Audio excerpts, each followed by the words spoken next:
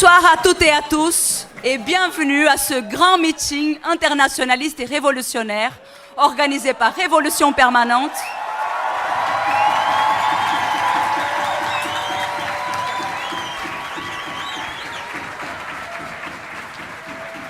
et par son organisation internationale, la fraction trotskiste pour la 4e internationale.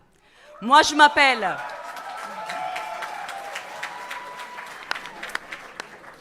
Daniela Kobé et j'aurai la tâche et le plaisir de vous présenter ce meeting ce soir et d'introduire au fur et à mesure les intervenants qui parfois ont traversé un océan pour être là parmi nous. Donc je vous demande déjà de les applaudir très fort.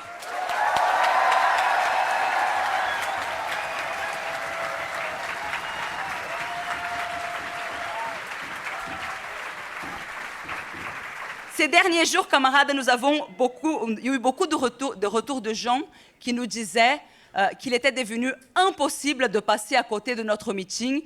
Tel est en fait le degré d'affichage de la ville, de diff de tracts, de publicité sur les réseaux sociaux que nous avons en fait inondés ces derniers jours. En fait, ce meeting est devenu quasiment omniprésent. Et face à cela, et tout l'effort organisationnel que cela implique d'organiser un événement de cette taille, avec traduction, avec des membres venus en fait de plusieurs pays, on pourrait se demander pourquoi tant d'efforts pour faire un meeting internationaliste et révolutionnaire dans la situation actuelle. Et je voudrais vous expliquer la raison. Révolution Permanente a organisé son congrès il y a quelques mois, et dans un contexte où de tous les côtés, on n'entend que des mots parlant de nationalisme, de patriotisme, de chasse aux migrants, de guerre commerciale, de future guerre tout court, il nous a semblé qu'il n'y avait pas de tâche plus importante pour les révolutionnaires aujourd'hui que de lever haut et fort le drapeau de l'internationalisme, le drapeau de la solidarité entre les travailleurs et les peuples du monde entier en lutte contre un système qui ne nous propose que plus de misère et de destruction.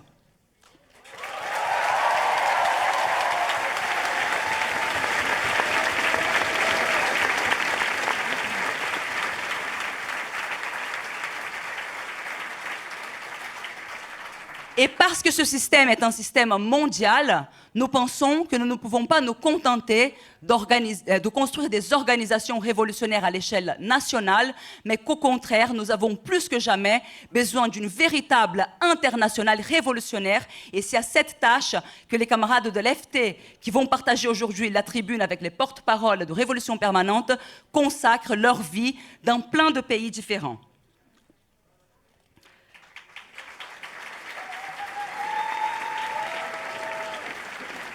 Pour démarrer maintenant donc enfin ce meeting avec la force et l'énergie de cette jeunesse massivement présente dans la salle, je voudrais appeler à la tribune Ariane Anemoyanis, porte-parole du Point Levé, le collectif étudiant et lycéen de Révolution Permanente.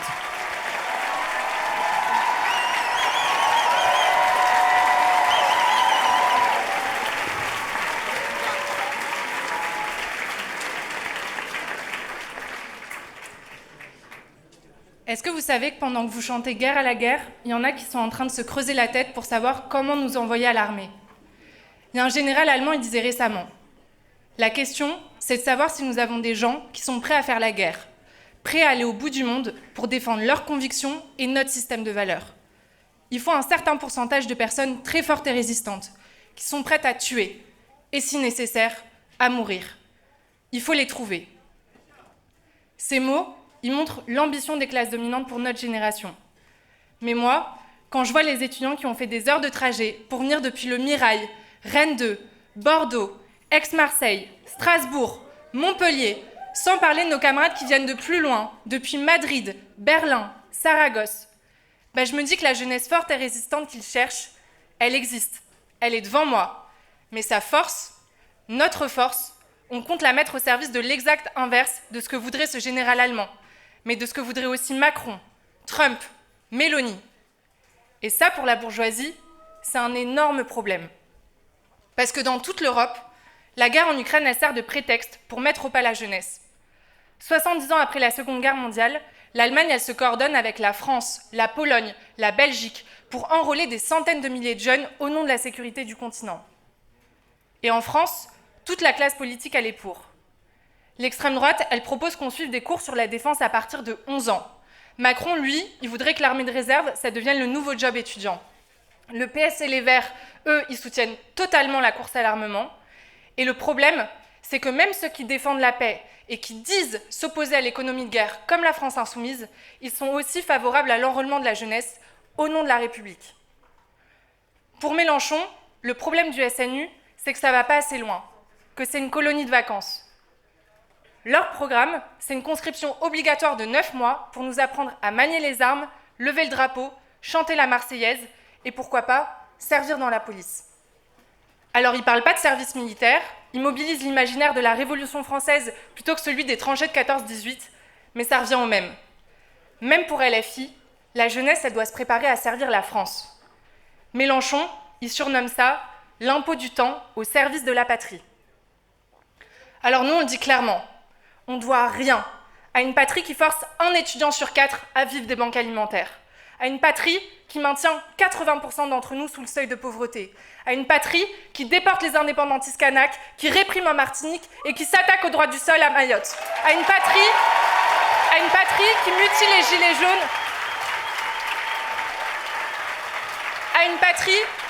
mutile les gilets jaunes, qui harcèle dans les quartiers et qui tue Naël, mais aussi Zied, Bouna et Adama.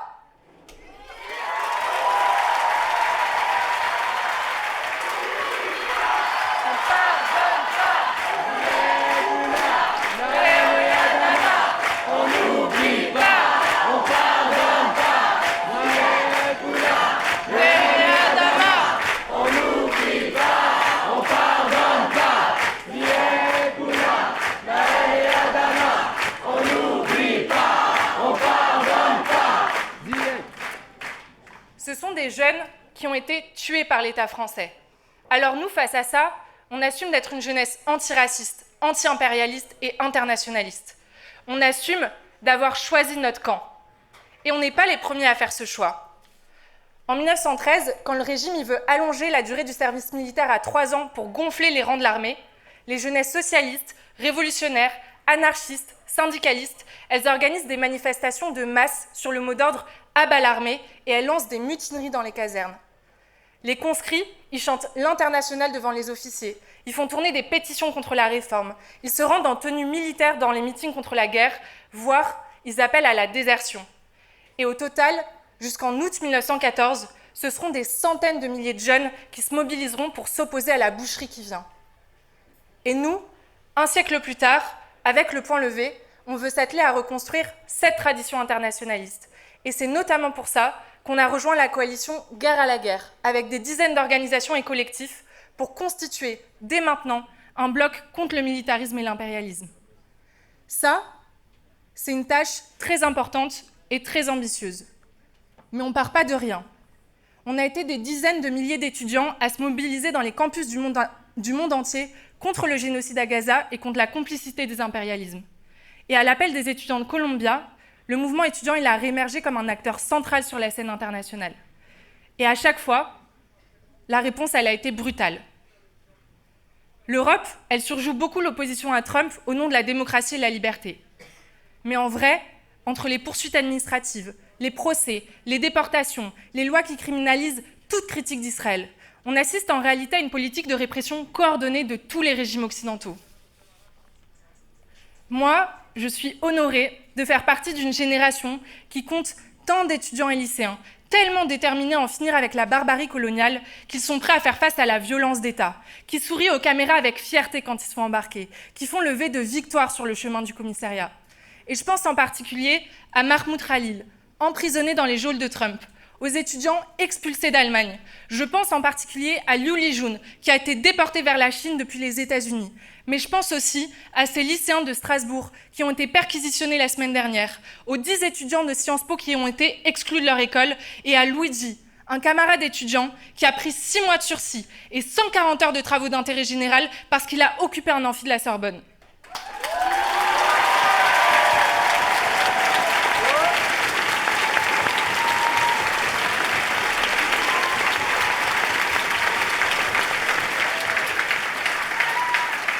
Et en emprisonnant Mahmoud, en déportant Liu, en condamnant Luigi, Ils veulent terroriser le mouvement étudiant. Ils veulent empêcher que la Palestine, ça devienne le Vietnam du XXIe siècle, que les facs, elles redeviennent un foyer de contestation de l'impérialisme. Parce que eux, de leur côté, leur projet pour l'université, il est clair. En France, quand ils coupent les budgets, c'est pas juste pour fermer les filières non rentables pour le patronat. C'est pas uniquement pour exclure de la fac les classes populaires, mais c'est aussi pour mettre nos savoirs au service de l'armée et l'impérialisme. À Paris 1, par exemple, en même temps qu'on subissait 13 millions de coupes de budget, l'État il offrait 500 000 € à la fac pour qu'elle ouvre une formation de cybersécurité en partenariat avec Thales, un groupe qui a le sang des Palestiniens sur les mains. Alors nous, on est fiers de dire qu'on va continuer de se battre pour dégager Thales, Safran et Dassault de nos formations. Parce qu'on est convaincus qu'on ne construira jamais une université ouverte et émancipée tant qu'on ne la débarrassera pas du patronat qui ramasse des subventions publiques en nous obligeant à perfectionner les armes qui tuent là-bas et qui mutilent ici.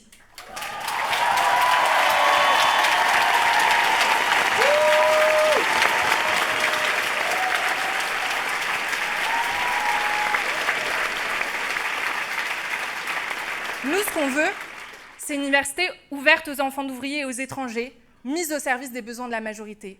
Mais ça, en vrai, c'est un combat pour une autre société. Et ce combat, on veut le mener avec les travailleurs. En 2023, à un moment charnière du mouvement contre la réforme des retraites, on est sorti des campus de la Sorbonne, de Paris 8, de Paris 3, pour monter dans des bus jusqu'en Normandie, pour empêcher la police de réquisitionner les raffineurs qui étaient à 2 doigts de paralyser les principaux aéroports du pays.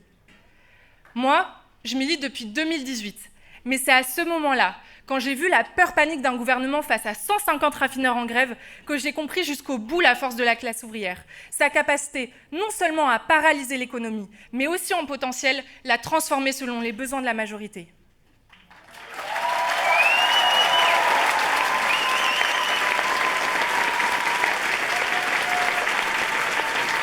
Mais pour y arriver, on aura sur notre chemin un obstacle de taille, un adversaire très très important.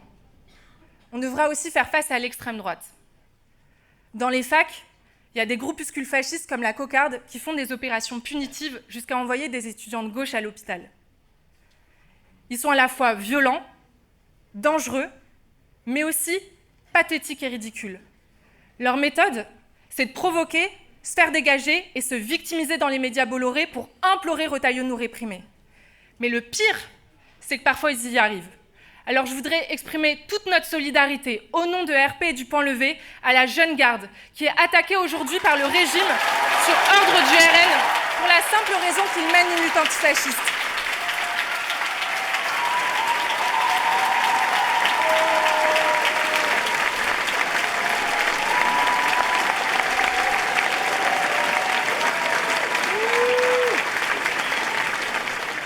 La situation, elle est claire.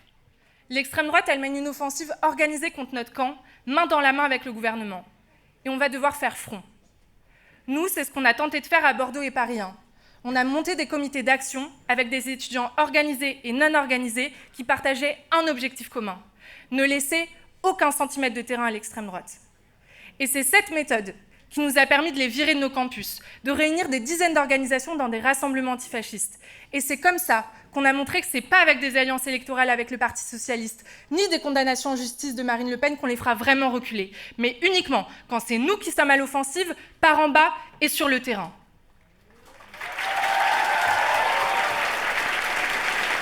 Mais on doit aller beaucoup plus loin.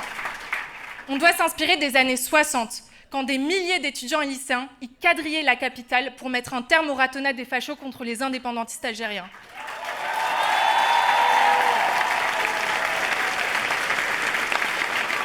Et il faut savoir que c'est dans la chaleur de ce front universitaire antifasciste qu'est née l'étincelle de mai 68.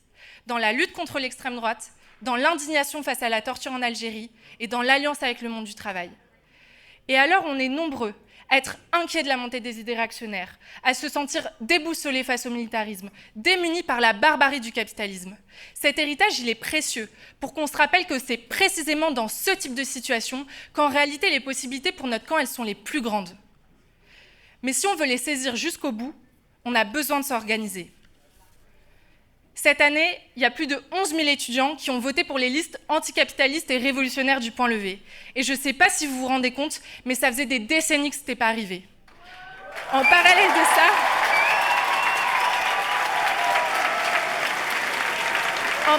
de ça, on s'est aussi renforcé dans plusieurs universités centrales du pays. Et on a ouvert des sections en Bretagne, à Marseille, à Bordeaux, à Sciences Po, dans le Grand Est, à Lyon. Mais c'est que le début. Nous, notre objectif, c'est de construire des bastions révolutionnaires dans tout le pays. Mais ce qu'on vous propose, c'est pas juste de vous battre ici en France, c'est de vous battre aux côtés de jeunes de 13 autres pays à travers le monde. Parce qu'au Point Levé, on a la fierté de militer dans la même organisation internationale que des camarades qui ont construit le mouvement d'occupation des facs en Argentine face à Milei, que des camarades qui s'organisent contre le consensus militariste en Allemagne, que des camarades qui sont poursuivis par l'État espagnol parce qu'ils ont organisé un rassemblement contre la venue de l'extrême droite sur leur campus à Madrid.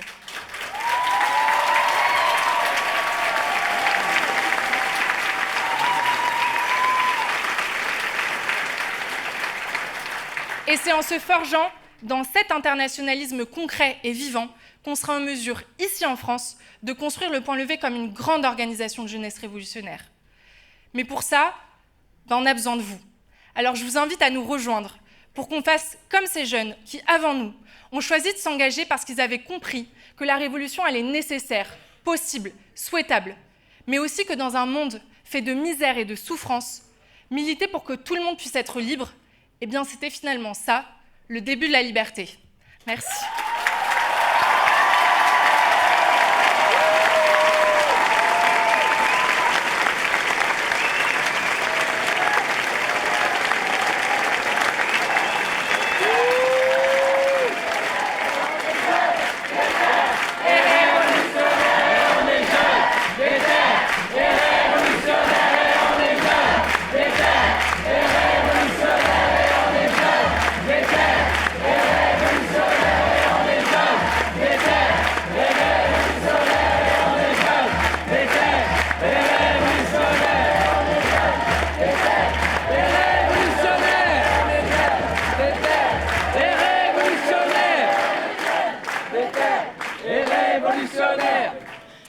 Comme Marianne l'a mentionné, partout, on réprime les jeunes qui se lèvent en soutien de la Palestine, en lutte pour la défense du climat ou encore contre l'extrême droite.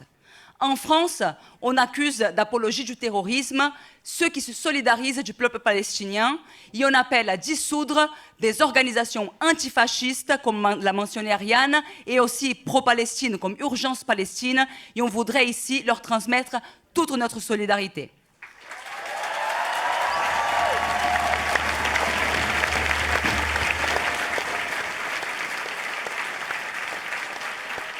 Mais cette logique répressive ne s'arrête pas aux frontières de la France. Et c'est pour ça que nous voulons maintenant appeler à la tribune deux camarades qui font partie du courant révolutionnaire des travailleurs dans l'État espagnol et de la jeunesse Contracorriente et qui sont parmi les deux camarades réprimés pour avoir organisé un rassemblement contre la venue d'un politicien d'extrême droite à leur fac à Madrid. Beaucoup d'applaudissements pour Choli et Natalia.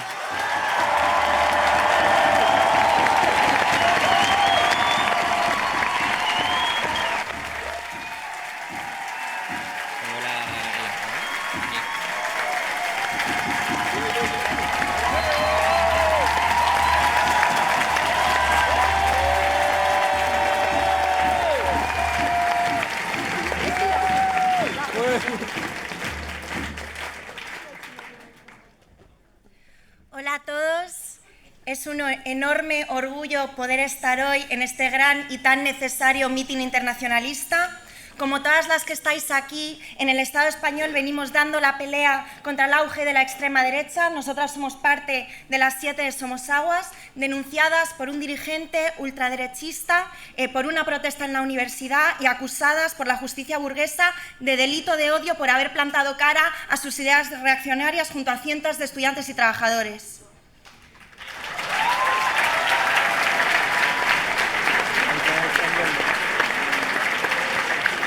Es un intento de amedrentarnos en un momento en el que reemerge el movimiento estudiantil en el Estado español y en todo el mundo para luchar contra la masacre del pueblo palestino, del que son cómplices nuestros gobiernos imperialistas, o contra los ataques privatizadores a nuestras universidades que expulsan a la juventud trabajadora de la educación y que se harán más agudos para financiar el militarismo de las burguesías.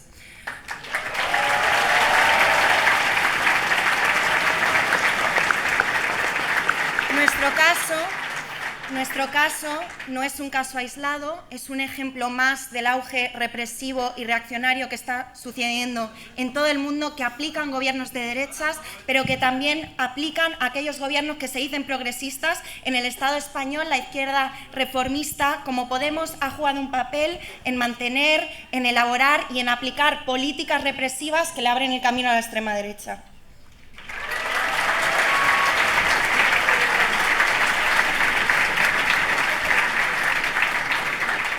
Si nos reprimen a las estudiantes que le plantamos cara a la extrema derecha, si reprimen a las y los trabajadores por luchar, si reprimen a nuestro compañero Anas Kassib por denunciar el genocidio en Palestina, es porque los capitalistas y sus gobiernos saben que si obreros y estudiantes nos unimos en la lucha, como ya ocurrió en el Mayo francés, somos capaces de ponerle freno al rearme militar, enfrentar sus políticas reaccionarias y abrir la puerta a una sociedad sin explotación ni opresión.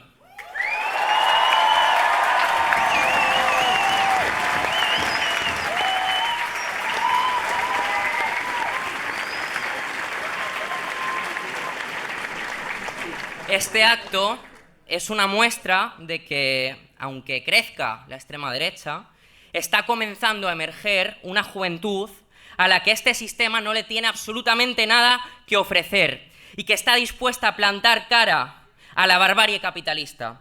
Somos una juventud que no nos resignamos ante un futuro de guerras, miseria y crisis climática al que nos lleva este capitalismo, y nos proponemos pelear por otro tipo de sociedad distinta.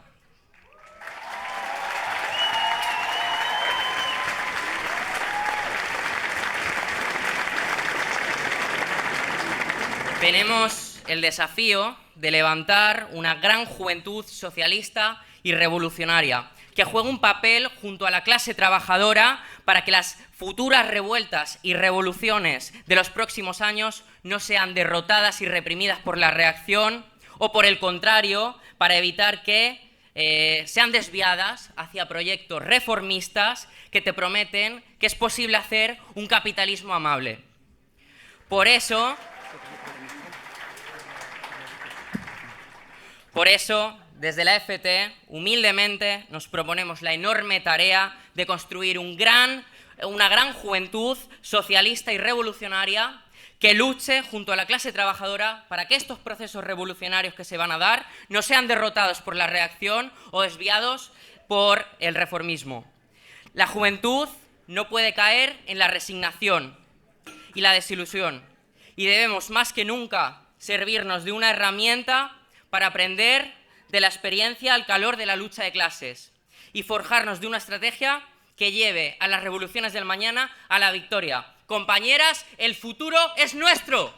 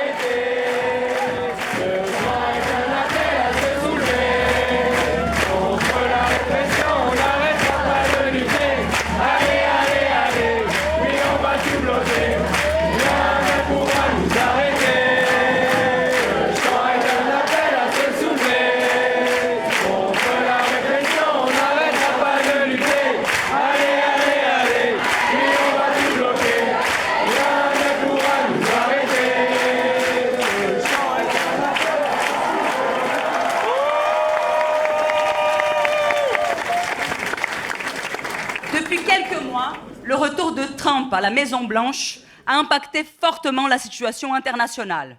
Entre les déportations massives d'immigrés, entre la guerre commerciale, la guerre d'Ukraine, la guerre à Gaza, on a l'impression que tout s'accélère et que les tendances les plus réactionnaires de la situation sont en train de s'accentuer. Pour nous raconter tout cela de l'intérieur, les attaques, mais aussi les débuts de résistance, nous sommes très fiers d'accueillir ici ce soir Julia Wallace, une camarade de Left Voice à Los Angeles.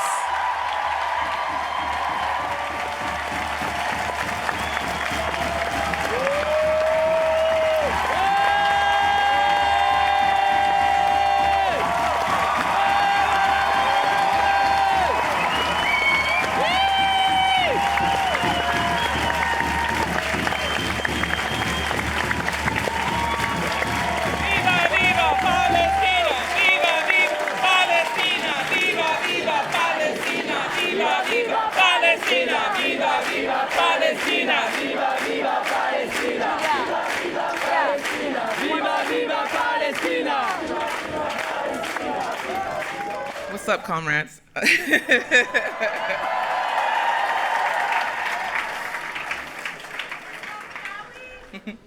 What's up, West Side? Greetings from the revolutionaries in the belly of the beast, the United States.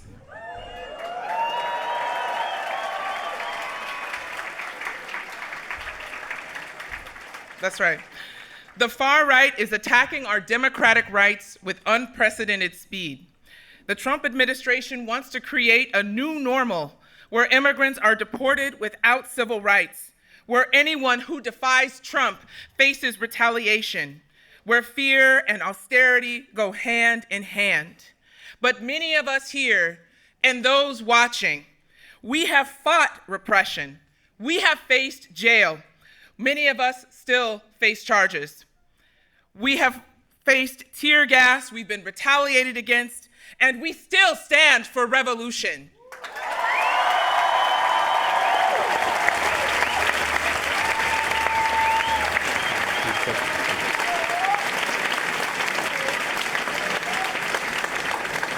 Macron, Trump, the neoliberals, the union and community bureaucracy, we can take them on because their power is not inevitable.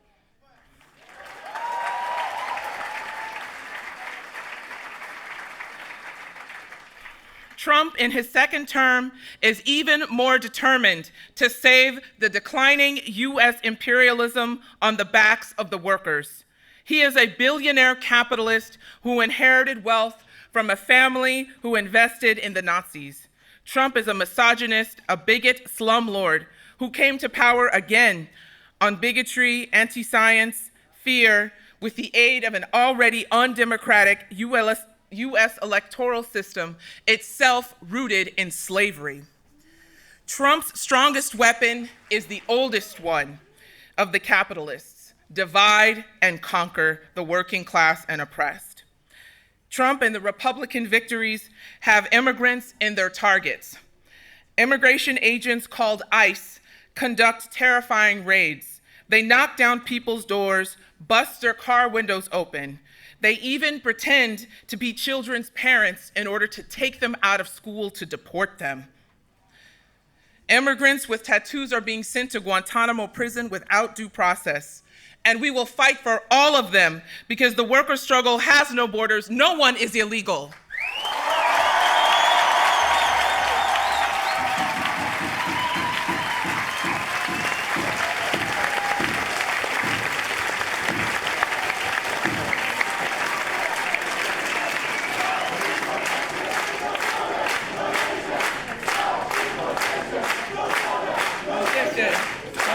Deportation. Stop deportation. That's right.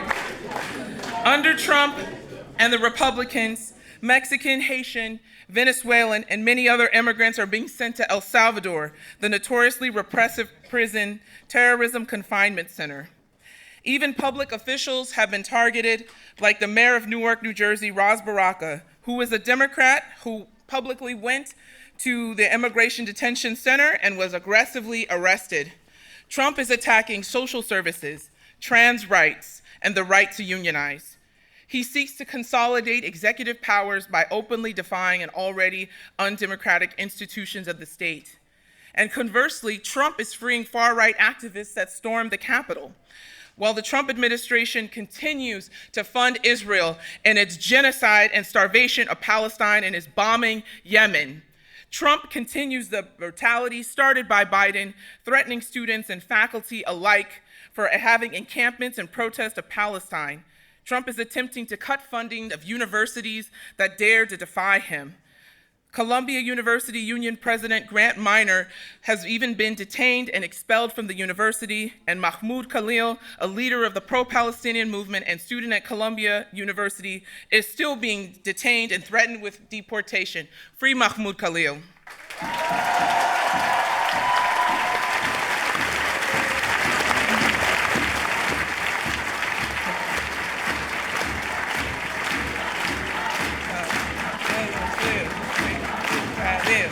Mahmoud Khalil.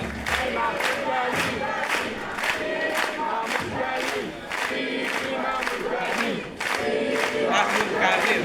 Free Mahmoud Khalil.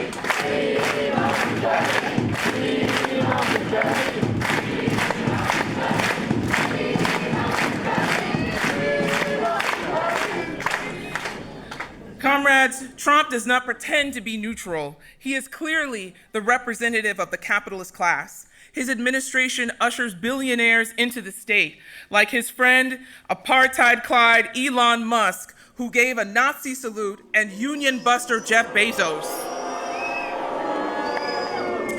Trump was able to turn disgust with neoliberalism into chauvinism for an electoral victory. But in the face of these bombardments of attacks, there is a resistance to Trump and the far right. Protests, some in the tens of thousands, marches for Palestine, students walking out from secondary school, town hall disruptions. May 1st has been revitalized as a day of protest for workers and immigrant rights. Community organizations have swarmed ICE raids, stopping the deportations. Nazis attempted to protest in Ohio, and an armed Black community sent them running for their lives, cowering behind the police.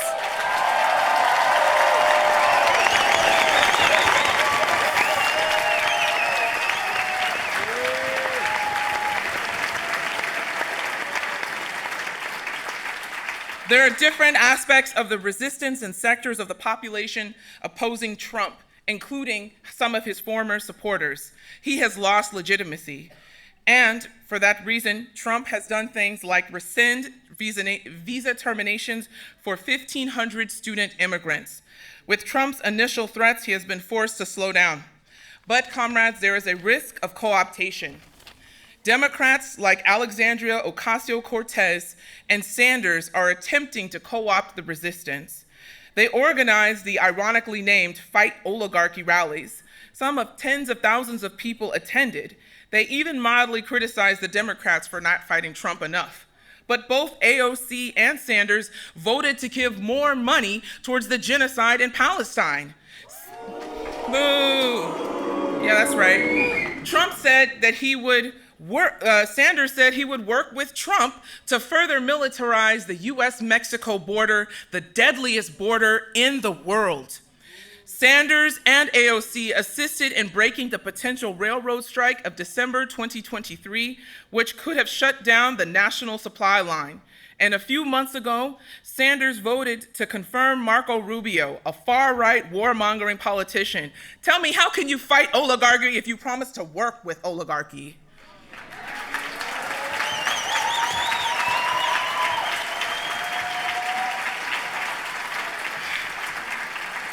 Furthermore, the Democrats paved the way for Trump's policies.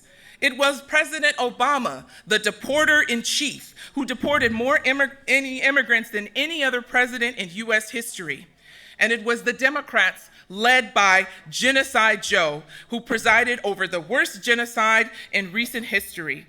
We revolutionary socialists cannot legitimize these capitalist parties. Republicans and Democrats work to undermine the independent political organization of the working class. There is no lesser evil of our class enemies.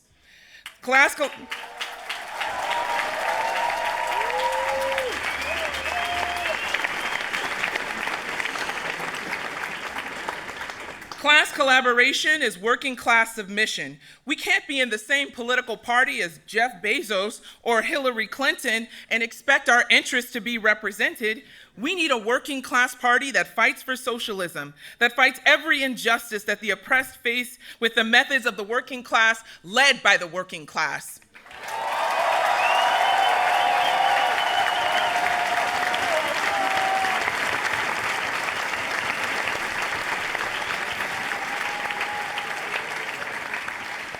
And the leadership of the unions like the UAW president Shawn Fain.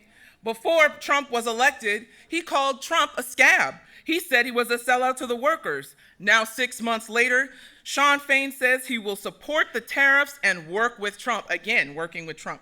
Fain and Teamster President O'Brien share the reactionary illusion that tariffs somehow are going to create jobs and improve the lives of workers in the US. Tariffs only serve the interests of the bourgeoisie. The union leadership seeks to align the US working class with its national enemies. And like World War I and World War II, the race toward chauvinism can only lead to international destruction.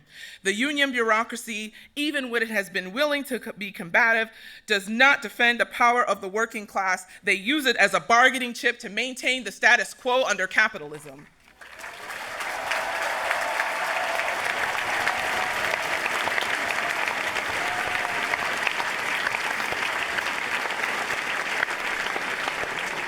And furthermore, the revolutionary left must be the strongest opposition to any attempts at economic imperialist control. And we cannot politically capitulate to any national bourgeoisie, even those who have strong rhetoric against Trump, like President Sheinbaum in Mexico. From Ukraine to Russia to China, worldwide, our allegiance is with the working class, and we oppose any efforts towards militarization in Europe, in the United States, and around the world.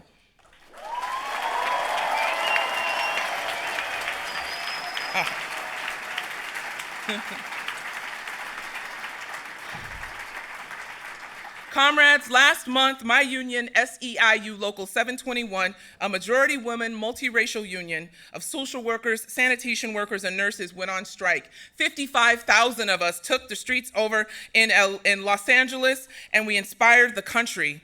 But check this out. Our dues money helped to elect the same Democrats who are attacking us, which is why we say the rank and file must break our unions from the capitalist parties. And conversely, the leadership of the DSA, the Democratic Socialists of America, the largest self-proclaimed socialist organization in the United States, is calling for us, dissatisfied with the Democrats, to rejoin them. We cannot reform our exploitation. We must combat it until the end. There is only one solution: working class revolution.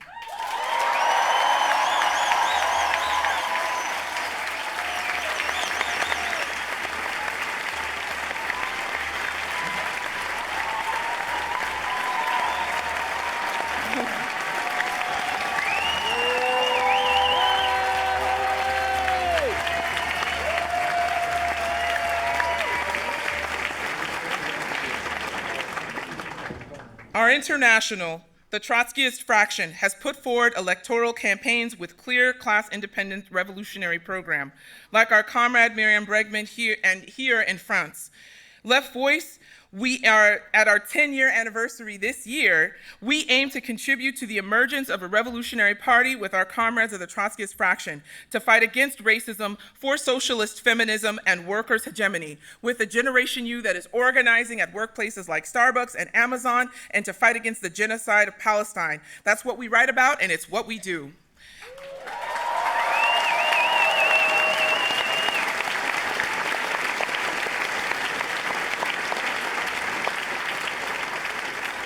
Personally, I saw the power of revolutionary Trotskyism in Argentina when I visited the worker-controlled factory Zanon in Neuquén 15 years ago this year. And while I was there, the union bureaucracy assassinated socialist youth Mariano Ferreira from the Partido Obrero in broad daylight. There were national protests against the killing, but especially notable was the subway system strike in Buenos Aires led by the PTS, who was a member of that union. And as someone myself who has spent many years protesting against the murder of working class Black and brown youth, I had never seen a political strike. And this convinced me that this was a political organization that needed to be developed in the United States and around the world. As part of the movement against the genocide last year, the encampment at UCLA was attacked by Zionists under the protection of the police. Reactionaries came with pipes and mace and explosives and beat people bloody, but their hours-long assault could not stop the encampment. Instead, the next day, thousands of people showed up, union activists and community members defending the encampment against any violent attacks, including from the police. And then the next week, the UAW 4811 workers went on strike across California for Palestine. It was for democratic rights and it was against repression. We also had the port strikes in Oakland and Los Angeles and California, shutting down during Black Lives Matter and Palestine. The strategic position of the working class can prevent militarization, and it can stop weapons from being spread around the world. The US working class is in a position to physically stop capitalism and imperialism, and that is who we must organize. From Macron in France to Trump in the United States, and all the right rely on racism to divide the working class. They want us to believe that the poorest and most oppressed should be despised while they enrich themselves with our exploitation. And this is why the struggle against racism and for immigrant rights and for Black liberation is key for the working class to take up, like the multiracial international Black Lives Matter movement uprising. It is more incendiary than 100 burning cop cars. Black Lives Matter.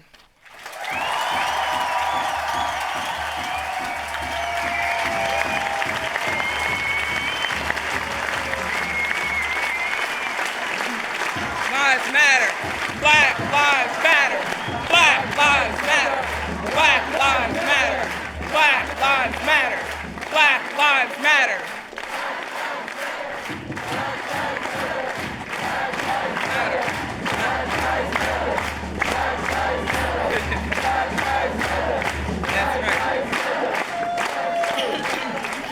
In my city, Los Angeles, every major uprising has been against the police, from the queer protests at the Black Cat Bar to Watts 1965, Rodney King, and so much more. And when George Floyd's execution was live streamed, it led to the largest social movement in recent US history.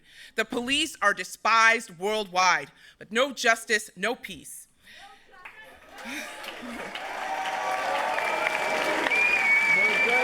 No peace, no justice, no peace. No justice, no peace. No justice, no peace. No justice, no peace. No justice, no peace. No justice, no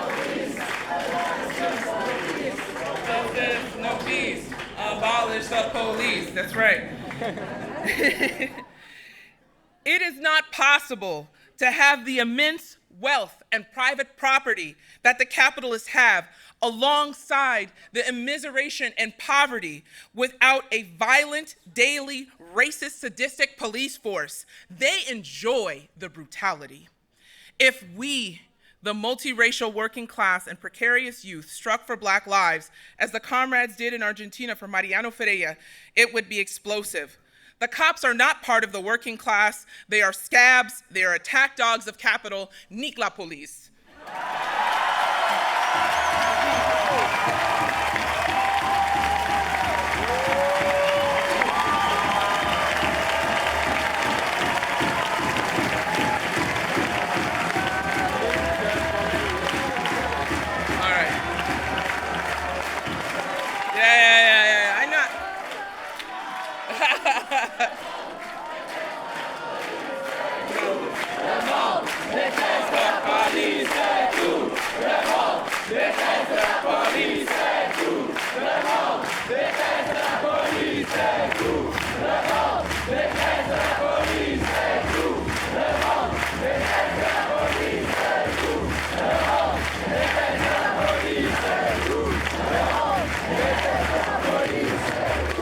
Yeah, I knew y'all would be feeling that.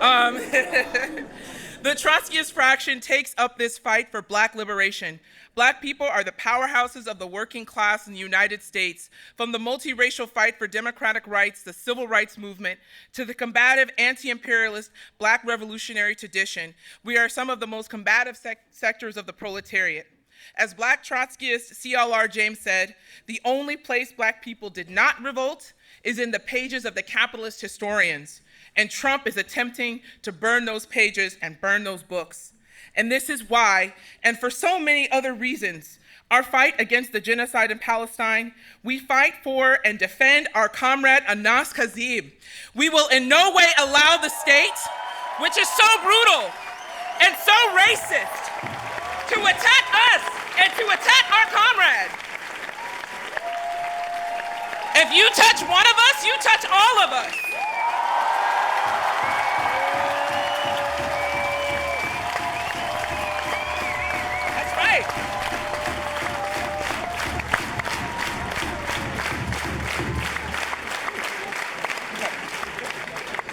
The people here in this room and around the world watching, we are already standing up against the right, and we must continue to encourage the vanguard and masses to internationally embrace a revolutionary perspective. Continue to be brave, and as my mother, Alice, who was a Black Panther and taught in the freedom schools, would say to the ruling class, of the racists and bigots, never honor their privilege. The heroes that came before us, like Harriet Tubman, a Black woman born only knowing slavery, took up arms, freed the slaves with an abolitionist network across Canada through Mexico. And at one battle at Combahee, she freed 750 slaves and burned the plantations to the ground.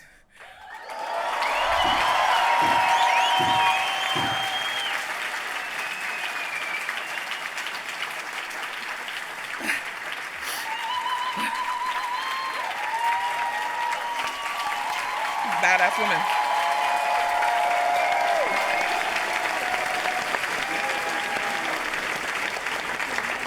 We come from those like Toussaint Louverture, who in the Haitian Revolution fought alongside thousands of Black slaves against slavery and Bonaparte's army.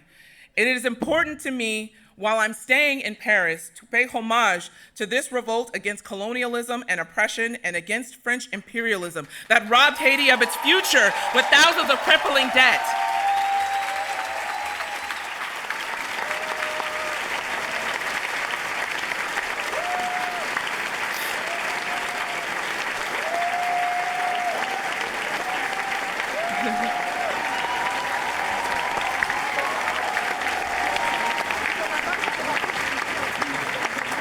And it is here in Paris where the historic Commune fought against the ruling class, building its own power more democratic than any other capitalist democracy in history. Comrades, we come from an incredible history of brave revolutionaries who did not yet see the future, but knew and understood that the future had to be revolutionary and it had to be socialist. Ultimately, we fight for liberation through socialist revolution that overthrows capitalism in the US and worldwide, led by the working class. And the Trotskyist fraction, we are opposed to build an international revolutionary socialist organization, a combat party to make it a reality. As the slaves who came before us, we conspire to destroy the capitalist regimes of the world, to burn the last plantation. And we...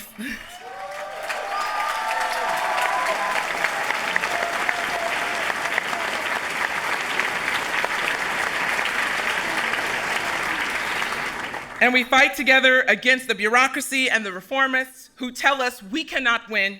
And we attempt to link ourselves against these capitalist parties, these landlords who try to put us on the streets, and the cops who enforce it with violent repression, the capitalists at home and the imperialists worldwide. And we fight all of them because, as Trotsky said, revolution is impossible until it is inevitable. Révolution est permanente. La révolution est la permanence.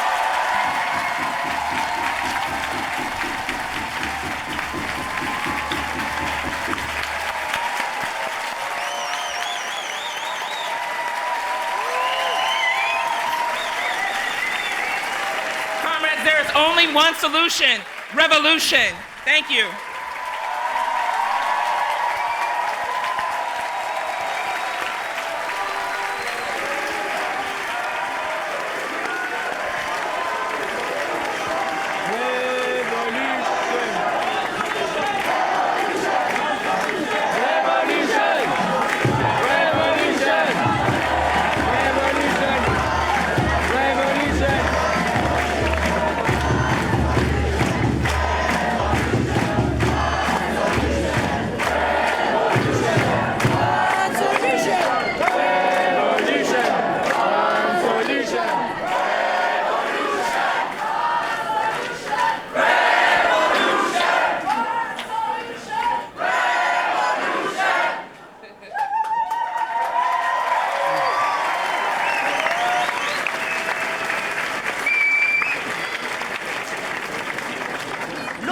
chaud de la situation internationale, les camarades, reste la guerre d'Ukraine. Trump avait promis régler la guerre en 24 heures. Il s'est avéré que c'était un peu plus compliqué. Cette guerre, elle a marqué le retour des guerres en Europe et elle sert actuellement d'argument pour l'escalade militariste contre la menace russe. Dans ce contexte, nous sommes plus que jamais heureux d'accueillir dans ce meeting une réfugiée russe, porte-parole de Dupin et des Roses, Sasha Yaropolskaya.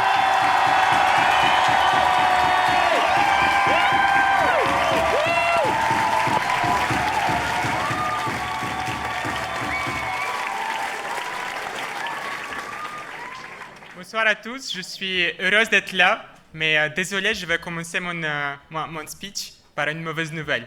C'est probablement mon dernier discours à un meeting de Révolution permanente. Alors oui, toutes les belles choses ont une fin, et je pense que vous vous demandez pourquoi, mais la raison est très simple. En ce moment, tu allumes la télé, et peu importe la chaîne, on te prépare à la guerre avec la Russie. Tout ce que tu vois, c'est Poutine, avion de Rafale, canon César, Poutine.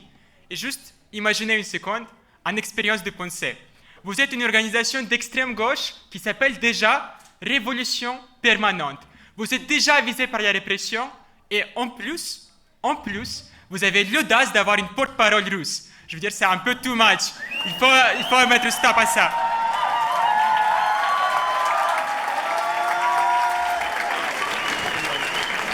L'année dernière, et c'est une histoire complètement vraie, la presse macroniste, le journal France-Tireur, m'a accusé d'être une agente russe. Moi, en ce moment-là, je me suis dit, waouh, si c'est vrai, alors le FSB, ce sont les services secrets les plus woke, les plus progressistes du monde.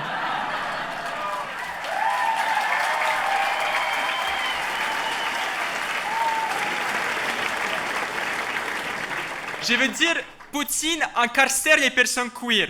En 3 ans, depuis le début de la guerre en Ukraine, il a interdit tous les droits trans et LGBT.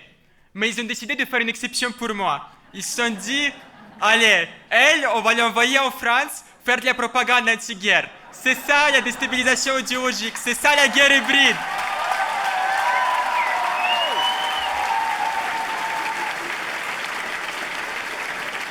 En fait, c'est le secret le mieux gardé du Kremlin. Les Américains, ils ont des drones de nouvelle génération et nous, les agents secrets trans. Écoutez, au-delà de blagues, on touche à une question très sérieuse. Est-ce que le fait d'appartenir à une nation veut dire qu'on soutient la politique de notre gouvernement? Moi, j'ai immigré en France il y a 7 ans. Et il y a 2 raisons pour lesquelles j'ai quitté la Russie. D'abord, les meurtres des personnes LGBT.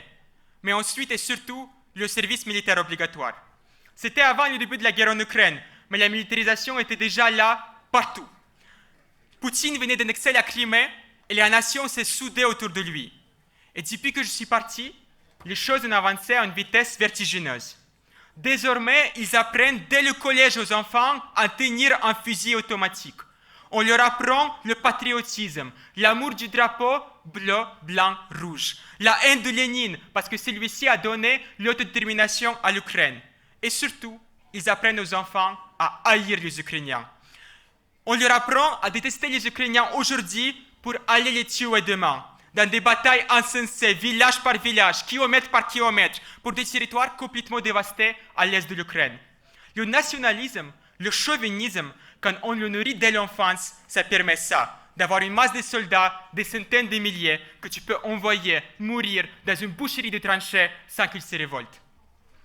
Lénine disait à l'époque que la Russie était une prison des peuples. Et il avait raison. Il suffit de voir qui est envoyé au front en première ligne. Oui, il y a des Russes, mais il y a aussi et surtout les Tatars, les Bourats, les Bashkirs. Moi, en tant que Russe, combattre ce chauvinisme dans lequel j'ai moi-même grandi et qui a permis que la Russie prenne de force le Caucase, la Sibérie et l'Ural, combattre ce chauvinisme, c'est mon devoir politique. Le gouvernement propose aujourd'hui...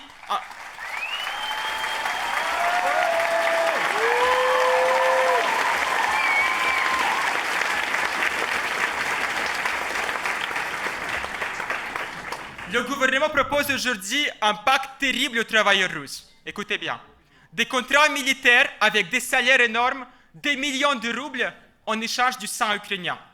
Évidemment, c'est un piège. La plupart de ceux qui signent vont mourir quasi immédiatement. Et c'est leurs familles qui reçoivent ce qu'on appelle l'argent du cercueil. Des centaines de milliers de familles pour qui le seul espoir d'échapper à la misère, c'est l'argent du cercueil. Pour leurs frères, pour leur mari, pour leur père, tués au front. Poutine redistribue des miettes en échange du sang ukrainien, mais seulement après avoir volé et pillé toutes les ressources naturelles de la Russie, après avoir redistribué entre ses amis oligarques le gaz, le pétrole, les minéraux, l'industrie, les transports, etc., etc. Donc quand je dis que les travailleurs russes ne seront pas libres tant que les travailleurs ukrainiens ne seront pas libres, ce n'est pas juste une déclaration morale, ce n'est pas juste une maxime marxiste. Non, c'est une vérité objective. Car l'expansionnisme russe, c'est un mirage qui empêche les travailleurs de voir que leur véritable ennemi ne se trouve pas à Odessa, ne se trouve pas à Kiev, ne se trouve pas de l'autre côté de la tranchée. Non, il se trouve à Moscou et il donne des ordres depuis le tour du Kremlin.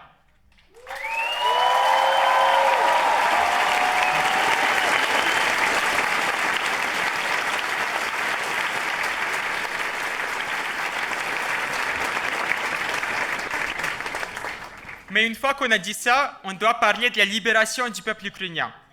Est-ce qu'elle peut venir des mains des impérialismes occidentaux? Ces mêmes impérialistes, la France, le Royaume-Uni, l'Allemagne, qui nous disent défendre l'Ukraine, qui nous disent d'être pour la démocratie et pour les droits humains.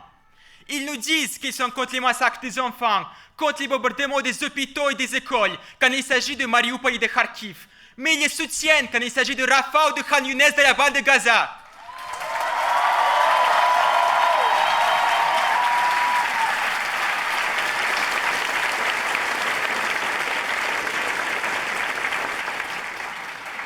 Ils détruisent les Palestiniens et ils utilisent les Ukrainiens. Derrière leur discours humaniste, ils souhaitent piller l'Ukraine et prendre ses terres rares. Et je ne parle pas juste de Trump, non, c'est aussi Sébastien Lecornu, le ministre de Défense français, qui le dit de façon cash. Nos industriels d'armes ont besoin de ressources et c'est l'Ukraine qui peut les fournir. Arracher les travailleurs russes au chauvinisme de leur gouvernement est tout aussi urgent que comprendre que l'autodétermination de l'Ukraine ne passera pas par le soutien empoisonné de l'OTAN. Parce qu'au-delà de la question des ressources, ce sont les impérialismes occidentaux qui ont poussé le gouvernement ukrainien à baisser plusieurs fois l'âge de conscription militaire pour continuer la guerre. Moi, je voudrais que vous preniez une seconde, mais vraiment une seconde, et que vous regardiez des gens qui sont assis à côté de vous, vos voisins, qui sont assis ou debout dans votre rangée. Alors, imaginez que demain, non, même pas demain, qu'aujourd'hui, à la sortie de ce meeting, qu'on les embarque de force des embus, qu'on les emmène au front, qu'on leur rase la tête, qu'on les met dans un uniforme militaire, qu'on leur donne un fusil dans les mains, qu'on les envoie dans la tranchée mourir immédiatement à cause d'une mine ou à cause d'un drone. C'est ça la réalité de la guerre en Ukraine. Derrière les discours humanistes, c'est ça la réalité de ce qui se passe au front ukrainien.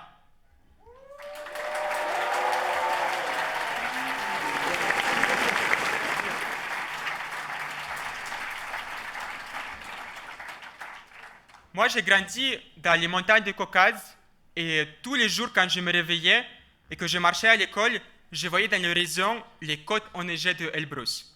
Miriam Bregman a passé son enfance dans un petit village de la région de Buenos Aires, Inès dans la région industrielle de Ruhr, Anas dans la banlieue de Sarcelles, Julia à Los Angeles, Elsa Ariane en France, Daniela au Brésil. Nous ne venons pas du même pays. Et il y a encore quelques années, nous ne parlions même pas la même langue. Mais nos parcours ont été liés par la politique. Depuis que j'ai immigré, j'ai été formé politiquement par votre lutte de classe, par les Gilets jaunes, par le comité Paradama, par des militants trans venus en France depuis l'Amérique latine, par des sans-papiers qui ont traversé la Méditerranée depuis l'Afrique, par les cheminots et les raffineurs qui m'ont montré la force de la classe ouvrière en mettant à l'arrêt la production et la circulation avec la grève. Probablement le mot le plus beau que j'ai appris depuis que je suis arrivé ici.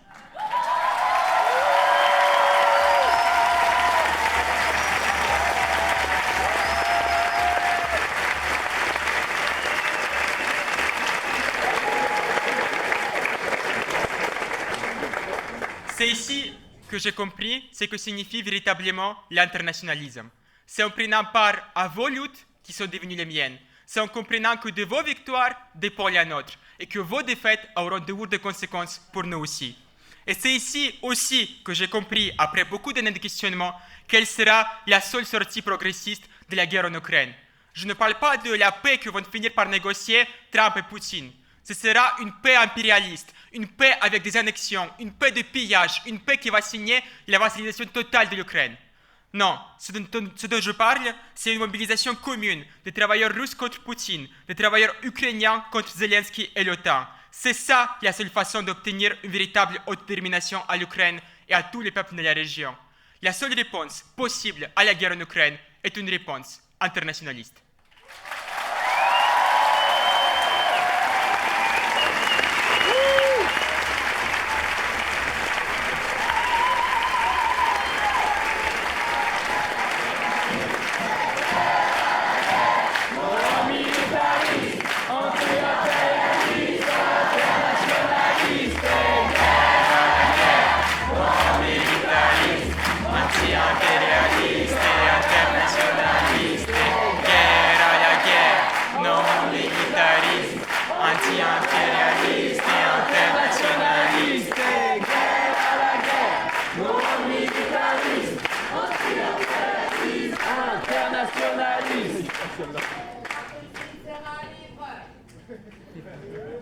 Quand la guerre en Ukraine a commencé, moi, en tant que Russe, j'ai senti une terrible impuissance, un sentiment de vide terrifiant. Il y a des moments où se joue ni plus ni moins que le destin de l'humanité. Et toi, en tant qu'individu, tu te sens écrasé par l'histoire. C'est ce vide qu'ont ressenti les femmes et les personnes LGBT face à la révocation du droit à l'avortement aux États-Unis. Ce que ressentent les personnes trans dans le monde entier face aux progressions de l'extrême droite. C'est aussi ce vide que ressentent des dizaines de millions de personnes face au génocide en Palestine. Mais je trouvais un antidote à cette impuissance. On fait face à la classe capitaliste à l'échelle internationale, avec ses États, avec ses polices et ses armées. Le courage individuel ne peut rien face à cette machine. Un collectif local est tout aussi impuissant. Une organisation nationale qui reste dans le cadre de ses frontières, même après des succès initiaux, sera en dernière instance écrasée. Mais imaginez une internationale révolutionnaire qui intervient simultanément dans des dizaines de pays avec la même stratégie, le même programme, les mêmes objectifs, qui apprend de chaque avancée et de chaque recul, une organisation qui est soudée et formée par ses expériences dans la lutte de classe, une organisation de dizaines de milliers de personnes qui marchent vers l'avant avec la précision et la perfection de la machine la plus parfaite qui a jamais existé. Là, on commence à parler de quelque chose qui aura non seulement la capacité de résister face à des attaques, mais même de commencer à passer à l'offensive. Ce que je choisis donc, à la place de l'impuissance, c'est me réveiller tous les jours et lutter, lutter, lutter, avec détermination et sans relâche, comme si ma vie en dépendait, parce que c'est le cas, comme si nos vies à tous en dépendaient, parce que c'est le cas.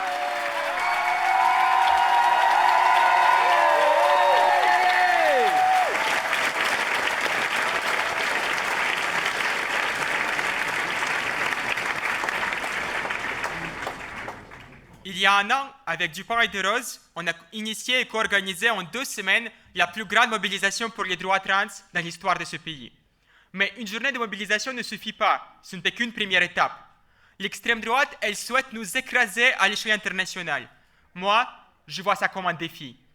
Et c'est pour ça qu'on construit non seulement la fraction trotskiste de la 4e internationale, mais aussi la plus grande organisation féministe et révolutionnaire internationale du monde, Pan et Rosas, du pain et des roses, Bread and Roses, dans 14 pays et 3 continents pour combattre simultanément Trump, Milei, Macron, Merz et toutes ces ordures réactionnaires.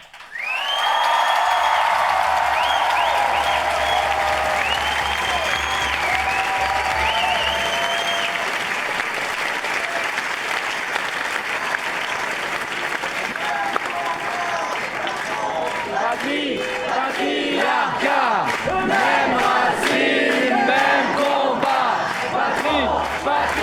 Patriarcat, même racine, même combat. Patron, patriarcat, même racine, même combat. Patron, patriarcat.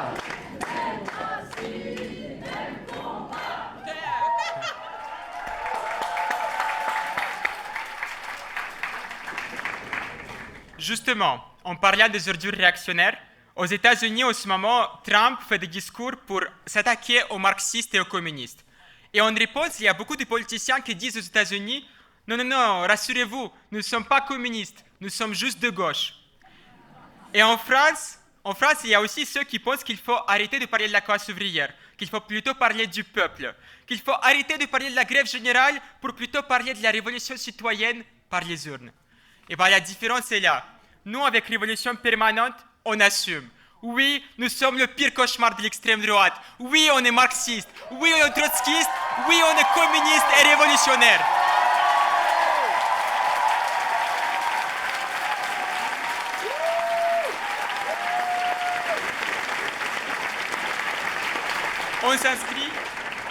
On s'inscrit dans cette fière tradition de celles et ceux qui ont fait l'insurrection de la Commune, des travailleurs et des paysans qui ont renversé le tsarisme et le capitalisme en Russie, de ceux qui ont lutté contre la Première Guerre mondiale, de ceux qui ont monté les barricades pendant mai 68, de ceux qui ont lutté contre la dictature de Franco, de Salazar et de Pinochet. Pour nous, la révolution, ce n'est pas juste une théorie, ce n'est pas un concept abstrait, ce n'est pas quelque chose qui appartient aux pages des livres de l'histoire. Non. La révolution, c'est une nécessité vitale aujourd'hui pour changer le cours de l'histoire. C'est un objectif, mais c'est aussi un guide pour l'action pour sauver l'humanité de la catastrophe. Il y a une course contre la montre qui se joue en ce moment même. Est-ce qu'on va réussir à construire une organisation, une internationale, qui sera à la hauteur des événements le moment venu? C'est une question qu'on se pose tous les jours chez les militants de Révolution permanente. Et j'aimerais que chaque personne dans cette salle se la pose aussi. Car ce qui se joue maintenant, pas demain, pas après-demain, mais maintenant, c'est l'avenir de vos enfants, c'est l'avenir de vos êtres les plus proches à qui vous pensez quand vous fermez les yeux. Donc si vous voulez mettre fin à la barbarie du capitalisme, au génocide, aux guerres, à l'extrême droite, moi je vous dis une chose. Rejoignez RP et l'AFT, rejoignez Dupont et Desroses, rejoignez le poids levé sur votre fac, rejoignez RP dans les transports, dans la santé et dans l'éducation. Tous ensemble!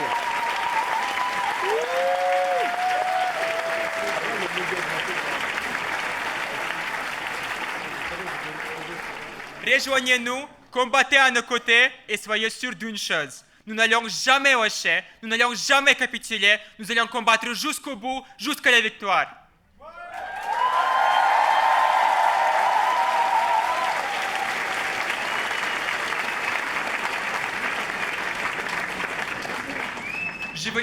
Je voulais finir mon discours en citant Fred Hampton, un révolutionnaire noir tué par la FBI avant même qu'il n'ait 22 ans. Fred Hampton n'était pas un trotskiste, mais c'était l'un des révolutionnaires les plus courageux du siècle dernier. Et il n'avait aucune illusion sur ce que c'est l'État. Alors je voulais adresser un message à tous ceux qui nous répriment, à tous ceux qui nous persécutent, à tous ceux qui nous font la guerre. Vous pouvez dissoudre des organisations antifascistes, mais vous n'allez jamais dissoudre la lutte contre le fascisme.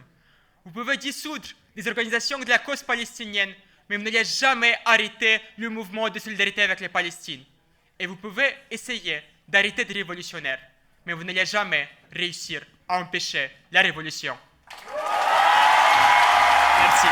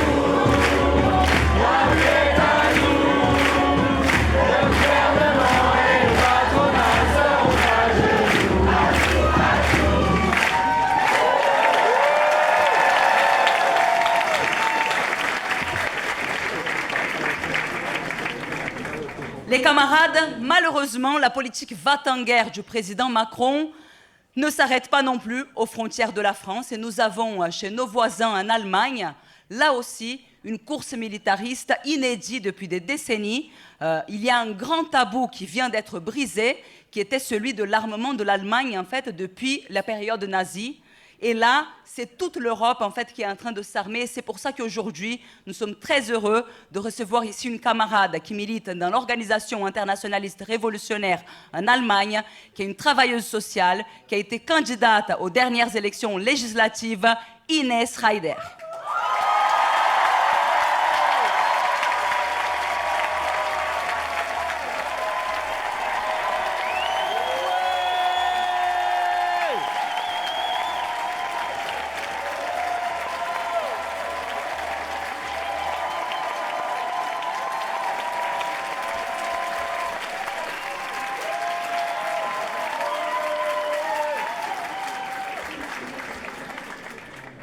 Genossinnen, ich komme aus einem Land zu euch, das super lange als das Symbol der Stabilität des europäischen Kapitalismus galt.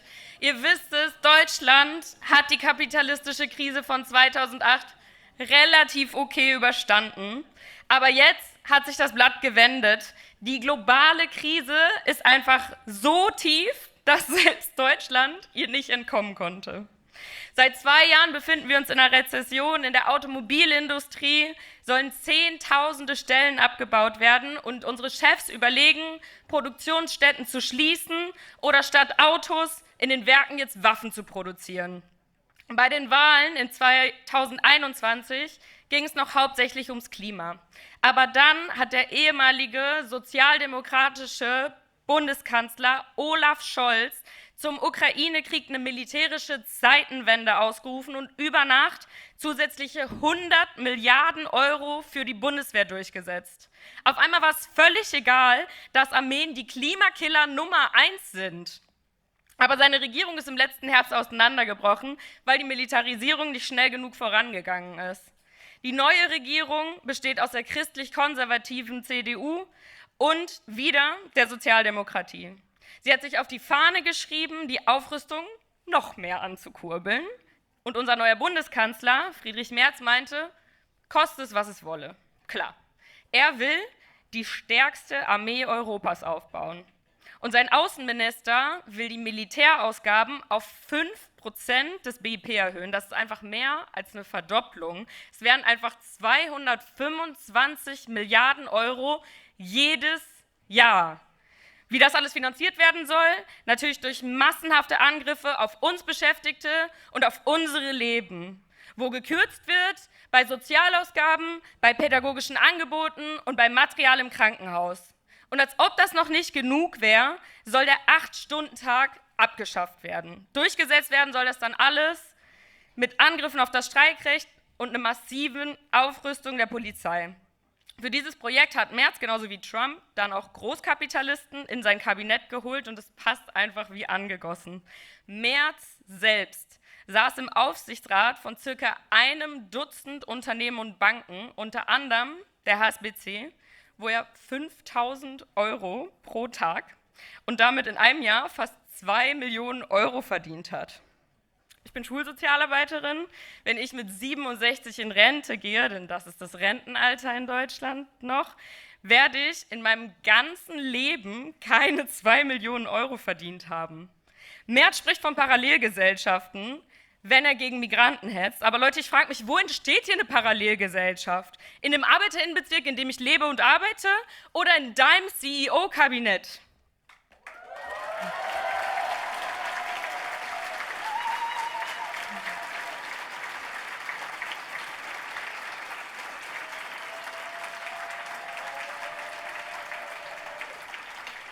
Die Merz-Regierung ist sogar so sehr auf Aufrüstung aus, dass sie schon vor ihrem Amtsantritt die Verfassung geändert hat. Das Ergebnis: In Deutschland kann jetzt unbegrenzt viel Geld ins Militär investiert werden. Gleichzeitig haben sie mit den Gewerkschaftsführungen schlechte Tarifabschlüsse für den öffentlichen Dienst verhandelt. Es sei ja kein Geld da.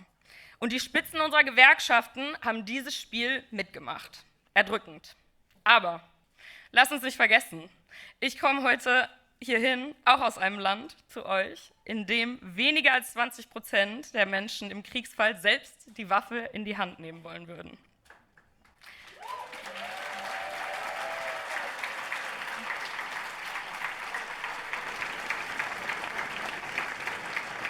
Natürlich versucht die Regierung alles, um da Überzeugung zu schaffen. Die Bundeswehr macht einfach Werbung auf Pizzakartons und sogar eigene YouTube-Serien.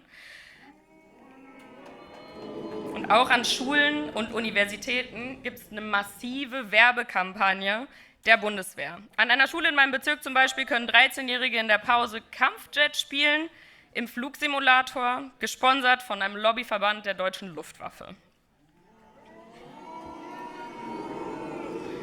Aber die ganze Militarisierung ist kein rein deutsches Phänomen. In ganz Europa werden hunderte Milliarden Euro ausgegeben für Waffen, für Munition, Panzer, Raketen und Bomben. Sie alle wollen, dass wir bezahlen für ihre Konfrontationen und ihre Krisen. In Frankreich und Deutschland mit harten Angriffen auf unsere Lebens- und Arbeitsbedingungen und unsere demokratischen Rechte. In der Ukraine, in Palästina und an vielen anderen Orten jetzt schon mit unseren Leben. Die Bosse und ihre Regierung wollen, dass dieses Schicksal uns hier auch blüht. Deshalb müssen wir ganz klar sagen, die militärischen Pläne der Regierung bedeuten vor allem eins: Sie wollen, dass wir ihre Kriege um Profite und Einfluss für sie austragen. Also es sind ihre Kriege, aber unsere Toten. Deshalb sagen wir als FT ganz klar: kein Cent, kein Mensch und keine Waffen für Kriege.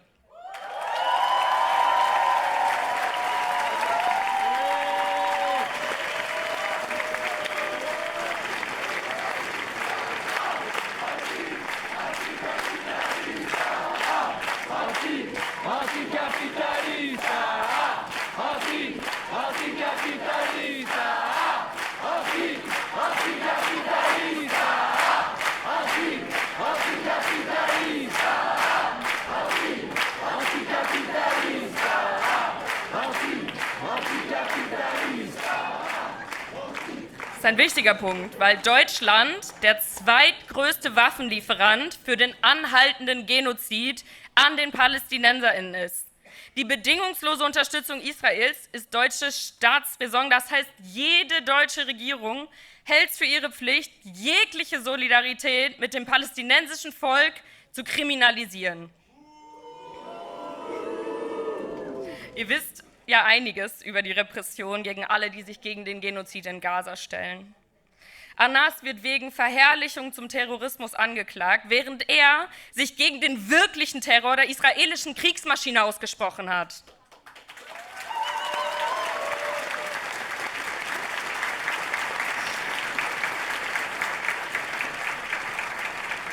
Auch in Deutschland standen und stehen Genossinnen von uns vor Gericht, weil sie sich für Palästina eingesetzt haben. Aber wir haben diese Gerichtsprozesse gewonnen, weil wir sie nicht still hingenommen haben, sondern weil wir breite Solidarität organisiert haben, weil wir die Kampagnen öffentlich und politisch geführt haben. Und damit meine ich auch den Gerichtsprozess, den ich hatte. Ich wurde von einem Tag auf den anderen gefeuert, weil ich mich gegen die Sozialkürzungen eingesetzt habe, die wegen der Aufrüstung stattfinden. Aber jetzt habe ich meinen Job zurück.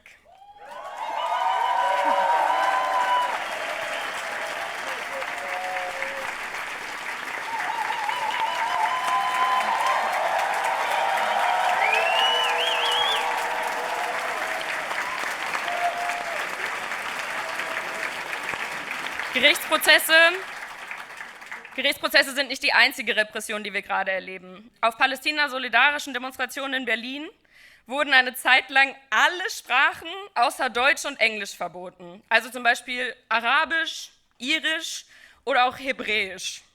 Aber sie wollen uns nicht nur unsere Worte nehmen, sondern sie wollen uns auch unsere Leben nehmen. Ich sage das, weil ich hier und heute auch in Gedenken an Lorenz spreche. Lorenz war gerade mal 21 Jahre alt, als er vor einem Monat von der deutschen Polizei rassistisch ermordet wurde. Mit mindestens 3 Kugeln von hinten, eine in den Oberkörper, eine in die Hüfte und eine in den Kopf. Für Lorenz und für alle, die von der Polizei ermordet wurden, kein Vergeben, kein Vergessen.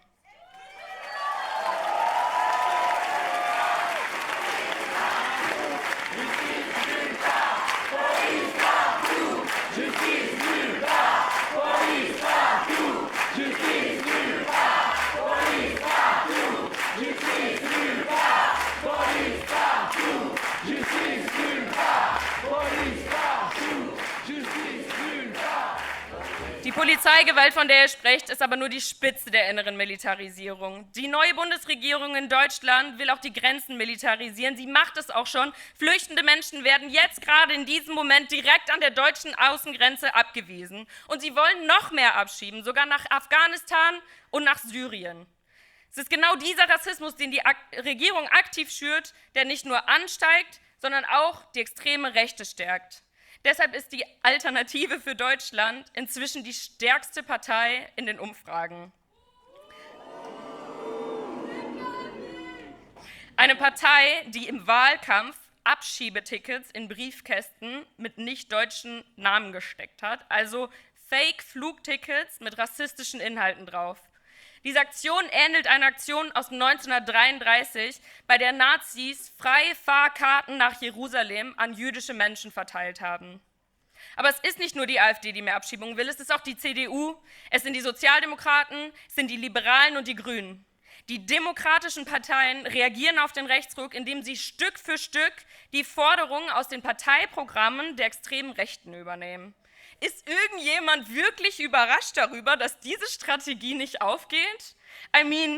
Wenn sich alle Parteien super einig darüber sind, dass wir Massenabschiebungen brauchen, dann werden die Leute die Partei wählen, die sie schon am längsten und am konsequentesten fordert, in diesem Fall die AfD.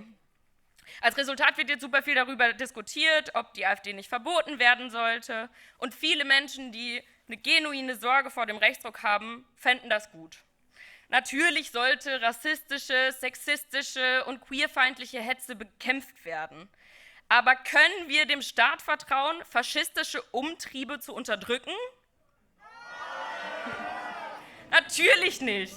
Die Polizei und die Geheimdienste sind voller Nazis. Und selbst wenn die AfD dann weniger Parteigelder vom Staat bekommen würde, Großkapitalisten wie Elon Musk sind voll auf ihrer Linie. Musk hat bei den Wahlen 1,5 Millionen Euro an die AfD gespendet. Denkt ihr nicht, er würde es wieder tun? Warum sollte er nicht? Mit der Forderung, Steuern für große Unternehmen und Reiche zu senken, macht die AfD doch genau für Musk und Co. Politik. Die AfD müssen wir deshalb nicht vom Staat verbieten lassen, die AfD müssen wir zerschlagen.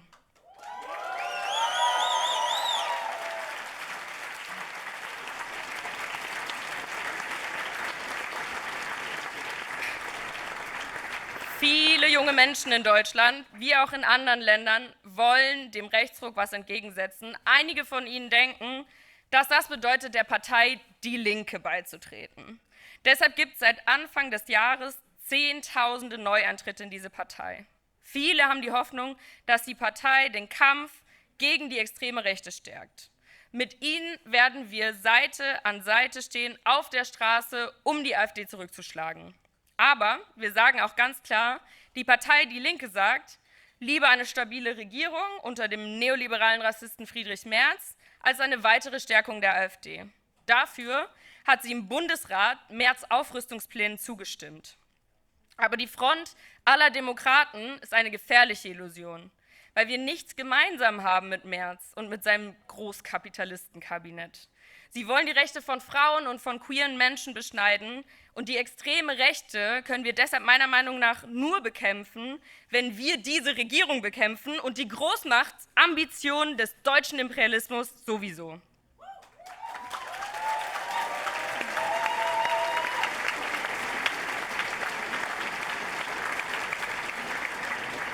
Die Linkspartei ordnet sich der Verteidigung der deutschen Stabilität unter und konkret bedeutet das halt auch, sich dem deutschen Imperialismus unterzuordnen. Sie haben zum Beispiel die Repression gegen Palästina-solidarische Aktivistinnen unterstützt, indem sie für das Verbot von Samidun gestimmt haben, wie die französische Regierung die Palestine Vaincra verboten hat. Sie sind seit ihrer Gründung ununterbrochen Teil von Landesregierungen. Da haben sie Krankenhäuser geschlossen, sie haben Zwangsräumungen durchgeführt und weil sie Teil dieser Ordnung sind, können wir mit der Linkspartei nicht die extreme Rechte bekämpfen. Das geringere Übel hat dazu geführt, dass wir akzeptieren sollen, dass sie mit der SPD und zum Teil mit den Grünen regieren, dass sie CDU-Minister ins Amt gehoben haben, die sich von AfD-Lern kaum unterscheiden. Sie wollen einfach eine Front von allen Demokraten, aber die Linke ist nicht nützlich, um die AfD zu bekämpfen. Keine der Parteien im Bundestag repräsentiert uns. Und deswegen sind meine Genossin Leonie Lieb aus München, die Hebamme ist, und ich in Berlin dieses Jahr zum ersten Mal in der Geschichte von Rio zu den Wahlen angetreten.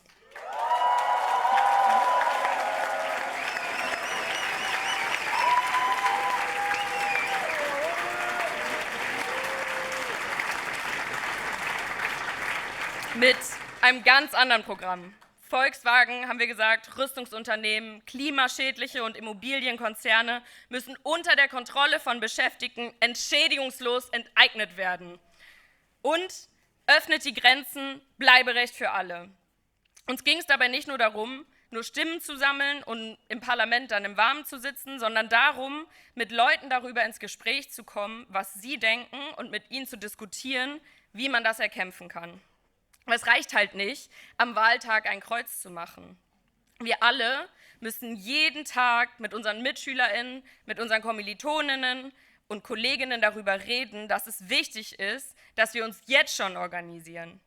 Wir wollen mit dieser Kandidatur eine Art Leuchtturm schaffen und wir wollten von unseren Bezirken aus ausstrahlen, dass es halt auch ganz anders geht. Es war ein mega wichtiges Zeichen für Revolutionäre in Deutschland. Aber es wurde schon gesagt, wir sind nicht die Ersten, auch in Deutschland nicht, die einen Kampf gegen Kriegstüchtigkeit führen.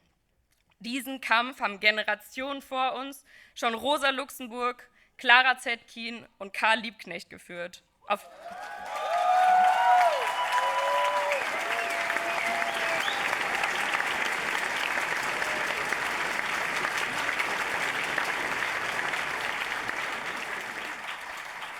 Sie haben unermüdlich gegen den Weltkrieg gekämpft, während die Führung der SPD sich hinter den Kaiser gestellt hat. Karl Liebknecht war der Einzige, der 1914 im Dezember gegen die Kriegskredite gestimmt hat. Sie sind also auch gegen den Strom geschwommen. Aber schon ein paar Jahre später haben Soldaten angefangen, sich massenhaft zu organisieren. Sie haben Befehle verweigert und Räte gebildet, während die Arbeiter in den Fabriken angefangen haben, gegen die Weiterführung des imperialistischen Kriegs zu streiken. Wir wollen das Erbe dieser revolutionären Arbeiter, die von der Sozialdemokratie verraten wurden, wieder aufnehmen. Ein Erbe, das sich gegen Militarismus stellt und dafür, dass, wenn wir als Klasse kämpfen, eine Welt zu gewinnen haben. In Deutschland, aber auch international.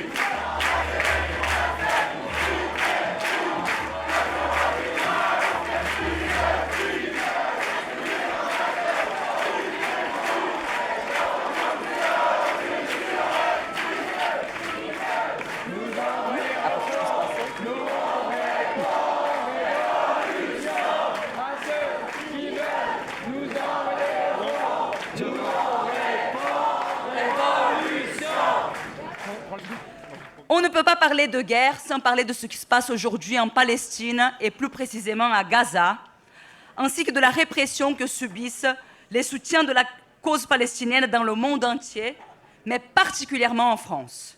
Je voudrais de ce point de vue-là saluer la présence de nombreux militants de la cause palestinienne dans cette salle.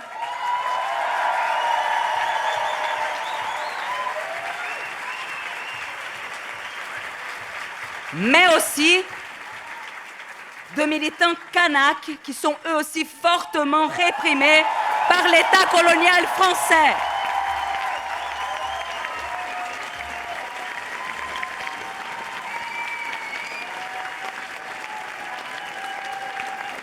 Et nous réclamons avec eux la libération de l'ensemble des prisonniers politiques kanaks.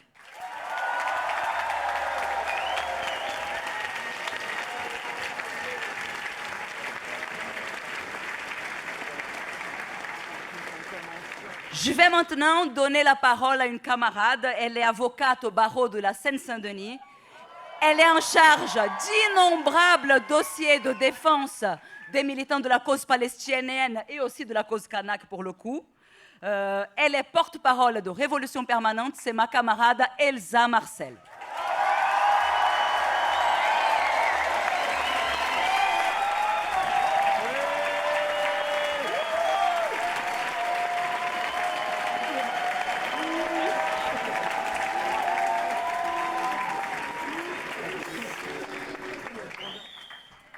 Je voudrais commencer mon intervention par un hommage, parce que depuis 1 an et demi, pas un jour ne passe sans qu'on voit défiler sur nos téléphones les visages des Palestiniens assassinés par Israël. Et c'est probablement le premier génocide au cours duquel les victimes diffusent en direct leur propre massacre. Des dizaines de milliers de personnes sont mortes sous les bombes, sous les balles, de la faim, de l'impossibilité d'accéder à des soins élémentaires. Mais derrière ces chiffres, les Palestiniens ont des noms et des histoires. Alors ce soir, pendant cette intervention, je voudrais qu'on pense à eux, à Ahmed Mansour, journaliste palestinien dévoré par les flammes début avril, à Hassan Al-Hayad, adolescent de 14 ans connu pour sa voix magnifique et tué dans un bombardement, à Adnan Al-Bourch, médecin de l'hôpital Al-Shifa, décédé dans la terrible prison d'Ofer en Cisjordanie, à Fatima Assouna, photojournaliste de 25 ans, qui disait « Si je meurs, je veux une mort retentissante ». Ce meeting, c'est aussi un moyen de faire ressentir leur nom, leur mort, mais surtout leur lutte, la lutte pour la libération du peuple palestinien.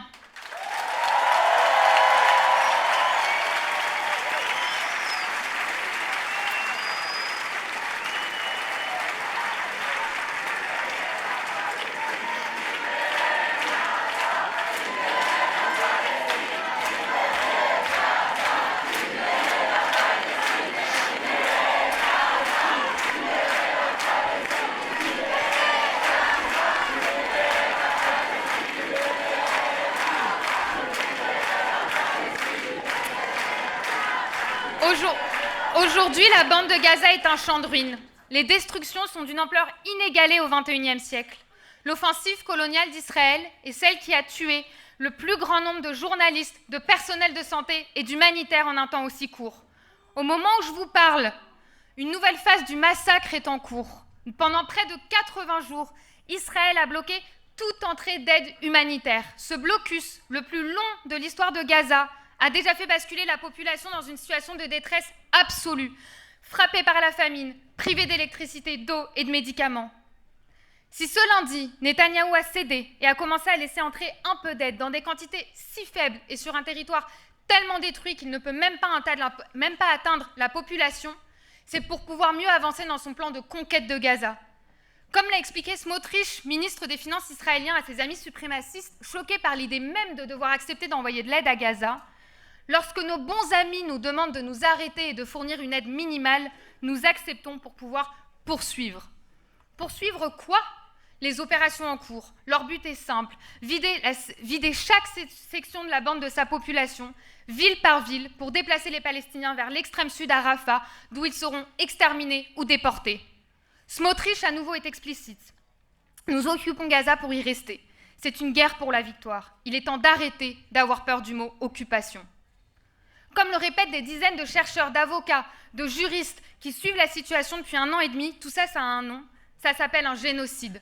Organisé, préparé, mis en œuvre méticuleusement. Un génocide assumé publiquement, bien avant le 6 mai, et même dès le 9 octobre 2023, quand Yoav Gallant, ministre de la Défense, déclarait « Nous combattons des animaux humains et nous agissons en conséquence ». Ou lorsque le chanteur Eyal Golan appelle à effacer Gaza et diffuse des images des massacres très tranquillement dans une salle de concert parisienne. Ça, c'était pas il y a 1 an, c'était pas il y a 6 mois, c'était il y a même pas 1 semaine. Fin mars, le ministre de la Santé à Gaza a publié un document de plus de 1500 pages. Il liste les noms des Palestiniens tués. 474 de ces pages sont uniquement remplies par des noms d'enfants. Les 27 premières uniquement par des noms d'enfants tués lorsqu'ils avaient entre 0 et 1 an. Israël bombarde les hôpitaux, mais aussi les immeubles, les boulangeries, les cimetières. Il faut écouter le retour des humanitaires qui se rendent à Gaza, des infirmières comme Iman Marifi, qu'on a l'honneur de compter parmi nous, et que je vous demande d'applaudir très fort.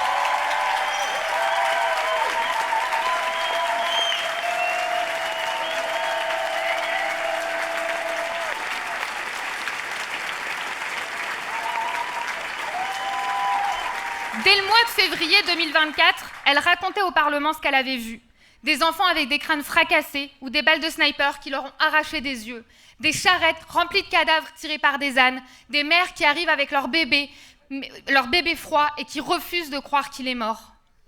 Mais ce génocide n'a pas commencé en octobre 2023. Il vient poursuivre et accélérer un nettoyage ethnique en cours depuis 77 ans. Le 15 mai dernier, on commémorait la Nakba, la date choisie pour se souvenir de ces mois pendant lesquels, entre 1947 et 1949, plus de 800 000 Palestiniens ont été exilés de force, dépossédés de leurs terres et exilés. À l'époque déjà, l'armée israélienne s'adressait par tract aux habitants arabes de Tirat Haïfa qui résistaient à l'occupation. Il leur disait « Si vous voulez échapper à la Nakba, éviter un désastre, une inévitable extermination, rendez-vous. L'étau se resserre autour de votre cou. » La semaine dernière, à l'occasion de cet anniversaire, Malak Radwan, une Gazaoui, expliquait « Le jour de la Nakba n'est plus un souvenir, aujourd'hui, c'est devenu une réalité quotidienne. » En 1948, comme aujourd'hui, ce génocide, il a des complices partout dans le monde. Pendant le mandat de Biden, les États-Unis ont fourni 17 milliards de dollars d'armes à l'État israélien. Trump a pris sa suite en expliquant qu'il fallait transformer Gaza en station balnéaire pour milliardaires. La France, quant à elle, est le deuxième partenaire d'Israël pour ses importations. L'État colonial lui achète du matériel militaire et des systèmes de haute technologie de guidage des missiles produits notamment par Thales. C'est grâce à ces puissances qu'Israël peut affarmer une population depuis 2 mois. C'est grâce à elles que beaucoup ont peur de dénoncer haut et fort le génocide parce que pendant 1 an et demi, et encore aujourd'hui, en parler c'était un acte subversif, c'était risquer des accusations infamantes, des poursuites pénales ou des gardes à vue arbitraires. Il suffit d'écouter Stéphane Séjourné, ministre des Affaires étrangères le 17 juin 2024, qui disait « Accuser l'État juif de génocide, c'est franchir un seuil moral. » Mais le seuil moral, c'est eux qui l'ont franchi. Et il faut le dire d'autant plus fort que maintenant, certains essayent de se faufiler du bon côté de l'histoire, de passer discrètement du camp des soutiens du génocide au camp des justes. Après 1 an et demi de massacre, 1 an et demi à laisser faire le génocide, 1 an et demi à soutenir ouvertement des criminels de guerre, Macron et Starmer expliquent qu'ils ne resteront pas les bras croisés. De son côté, après avoir martelé son soutien inconditionnel à Israël, l'Union européenne découvre qu'elle peut réexaminer son accord d'association. Mais comment croire une seule seconde ceux qui laissent Netanyahou circuler tranquillement en violation d'un mandat d'arrêt alors qu'il persécute des opposants au génocide pour un tweet? Comment penser que tous ceux qui ont diffusé en boucle la propagande de guerre israélienne pour justifier un nettoyage ethnique ont subitement changé d'avis? La réalité, c'est que ce retournement de veste montre le cynisme absolu des impérialismes européens et la lâcheté de tous ceux qui se sont tus jusqu'aujourd'hui. Ces atermoiements, en plus d'être indécents et hypocrites, sont impuissants. De notre côté, nous sommes de ceux qui n'oublieront jamais qu'ils sont complices de ce massacre et que l'histoire les jugera.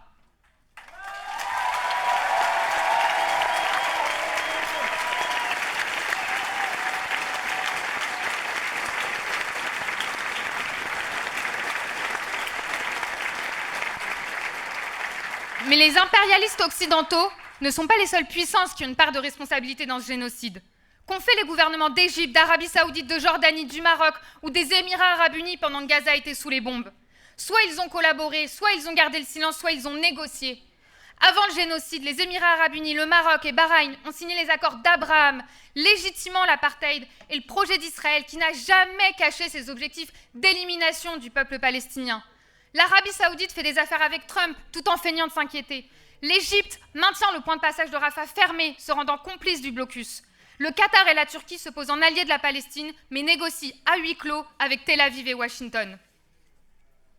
Tous ces pays peuvent arborer une solidarité de principe avec la Palestine, mais dans les faits, ils sont terrifiés par cette cause et ils ne feront rien. Parce que leur priorité n'est pas la libération de la Palestine, mais la stabilité de leur propre régime. Plutôt que les crimes d'Israël, ce qu'ils craignent, c'est que l'exemple de la lutte du peuple palestinien nous réveille leur propre peuple ou leur propre classe ouvrière. C'est pour ça qu'ils interdisent les manifestations, instaurent des couvre-feux et incarcèrent des militants pro-palestiniens. À nouveau, le génocide aura montré que la bourgeoisie arabe n'est pas l'allié du peuple palestinien. Mais dans ce cas, la question qu'on doit se poser, c'est celle de savoir comment obtenir la libération de la Palestine, la vraie.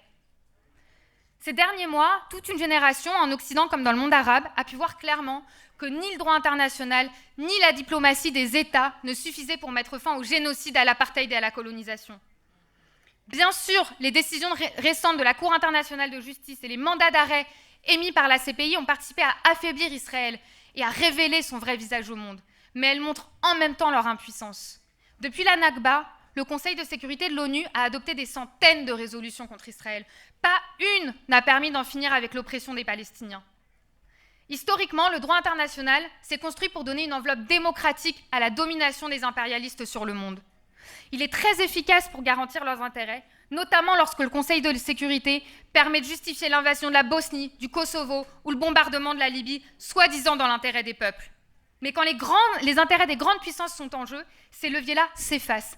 Jamais la CPI n'a condamné les crimes américains en Afghanistan et aucun tribunal international n'a exigé que les généraux français répondent des tortures commises en Algérie.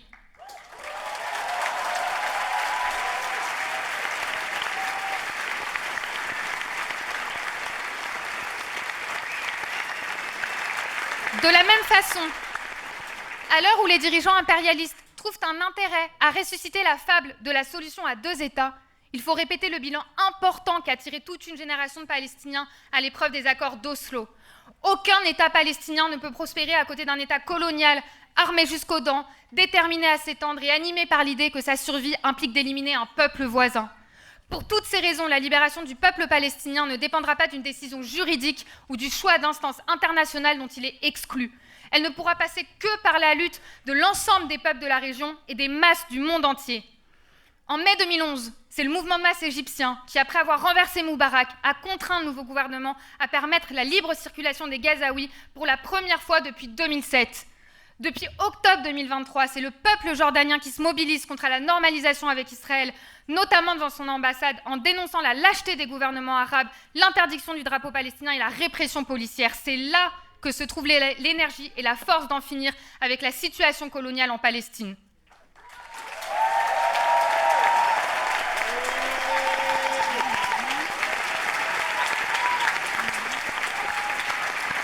Il y a un vieux mot d'ordre du mouvement national palestinien qui dit que la route vers la libération de la Palestine passe par Le Caire, Amman et Damas.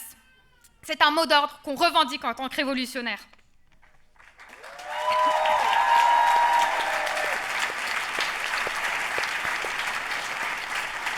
Pas parce qu'on pense que les régimes réactionnaires égyptiens, jordaniens, syriens ou même libanais ou iraniens pourraient être des alliés de la lutte pour la libération de la Palestine, mais parce qu'on croit que la fin de la colonisation, elle passera par une révolution menée par le peuple palestinien en alliance avec les travailleurs et les classes populaires de la région. Cette lutte, elle se fera contre l'impérialisme et sa mainmise sur la région, contre les gouvernements complices d'Israël, mais elle devra aussi tendre la main aux travailleurs et à la jeunesse israélienne qui acceptent de rompre avec le sionisme à l'image des jeunes réfusniks, aussi minoritaires soient-ils aujourd'hui.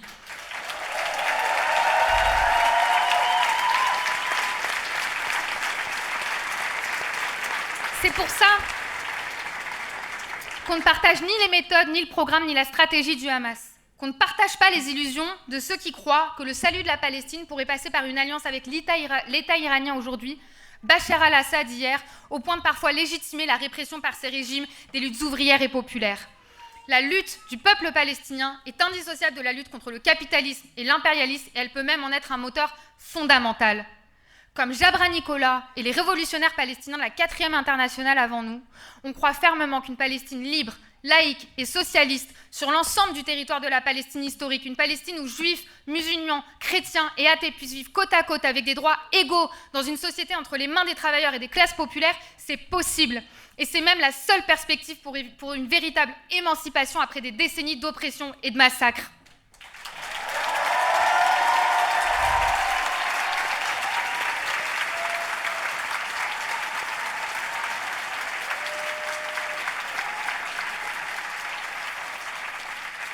Aujourd'hui, certes, l'État d'Israël est radicalisé et d'une cruauté sans pareille, mais il est aussi affaibli sur la scène internationale. Malgré l'énorme force de frappe des puissances impérialistes, des millions de personnes, y compris des jeunes générations de juifs et de juives qui s'organisent par milliers aux États-Unis et dans le monde, savent dorénavant qu'Israël est une puissance coloniale barbare et il n'y aura pas de retour en arrière.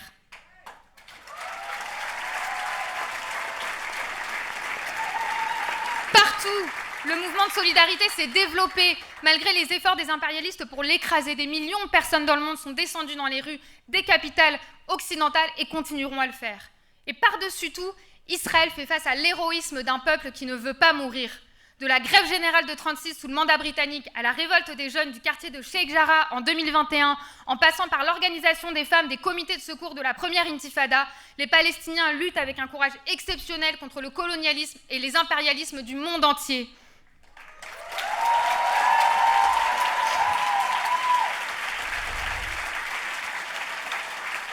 La situation extrême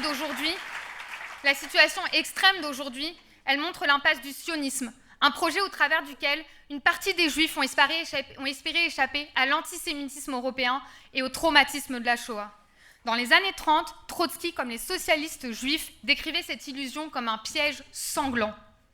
Un siècle plus tard, la crise en Israël, la déchéance morale de ces élites et la crainte d'une guerre civile qui s'avive rappellent l'actualité de la maxime de Marx qui dit qu'un peuple qui en opprime un autre ne pourra jamais être libre.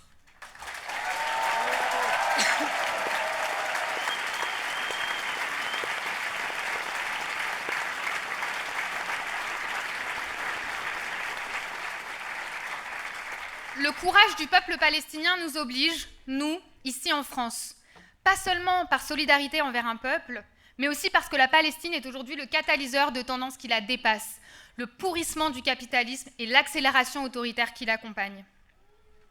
Aux États-Unis, Mahmoud Khalil est en attente d'être déporté et les étudiants des campus américains sont fichés, dénoncés et persécutés.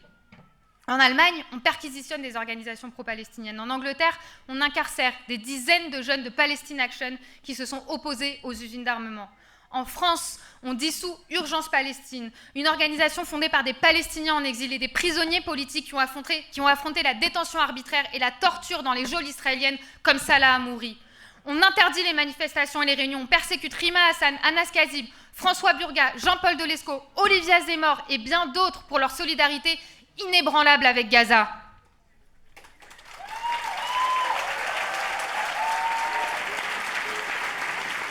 Et il faut dire une chose, la violence de la répression, elle s'ajoute à l'infamie des accusations.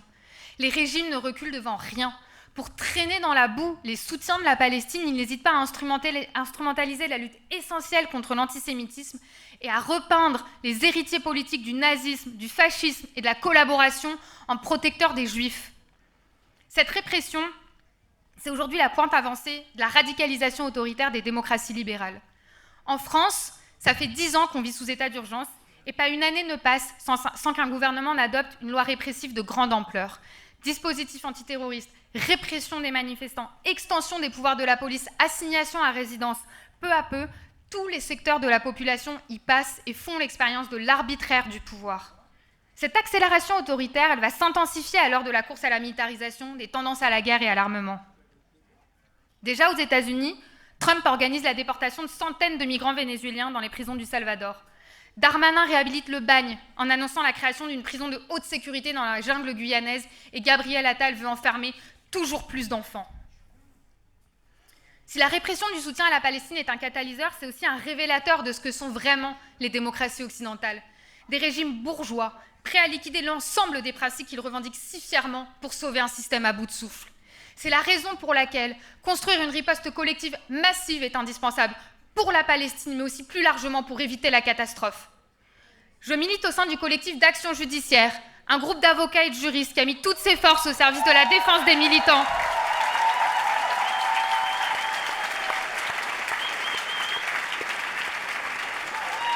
En contestant les interdictions de manifester, les centaines de contraventions, en courant en garde à vue et en plaidant dans les tribunaux. Avec mes camarades, on fait partie de cette génération qui s'est forgée dans le combat contre la loi travail et aux côtés des Gilets jaunes. Des 49.3 à répétition aux manifestants mutilés, on a rapidement compris que se contenter d'agiter les grands principes de l'état de droit n'était d'aucune utilité face à un régime prêt à tout pour se défendre. Pour toutes ces raisons, on est convaincu que la lutte contre la répression ne peut pas se mener uniquement sur un terrain judiciaire. Le 18 juin, on aura l'honneur de défendre Anas Kazib et un autre militant de Révolution permanente, poursuivis pour leur soutien au peuple palestinien.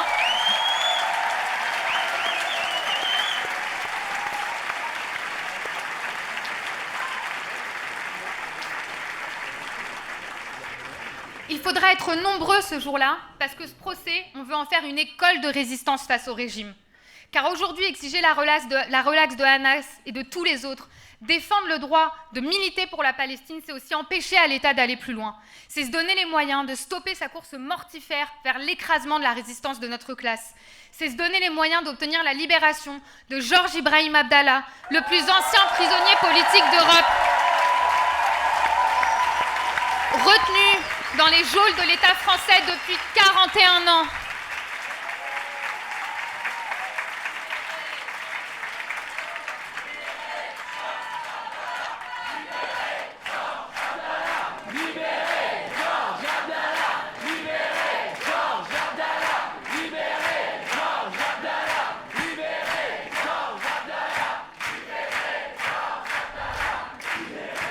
C'est se donner les moyens d'empêcher que demain, d'autres syndicalistes soient poursuivis parce qu'ils honorent le meilleur de la tradition du mouvement ouvrier, l'internationalisme, le refus de se ranger derrière son État.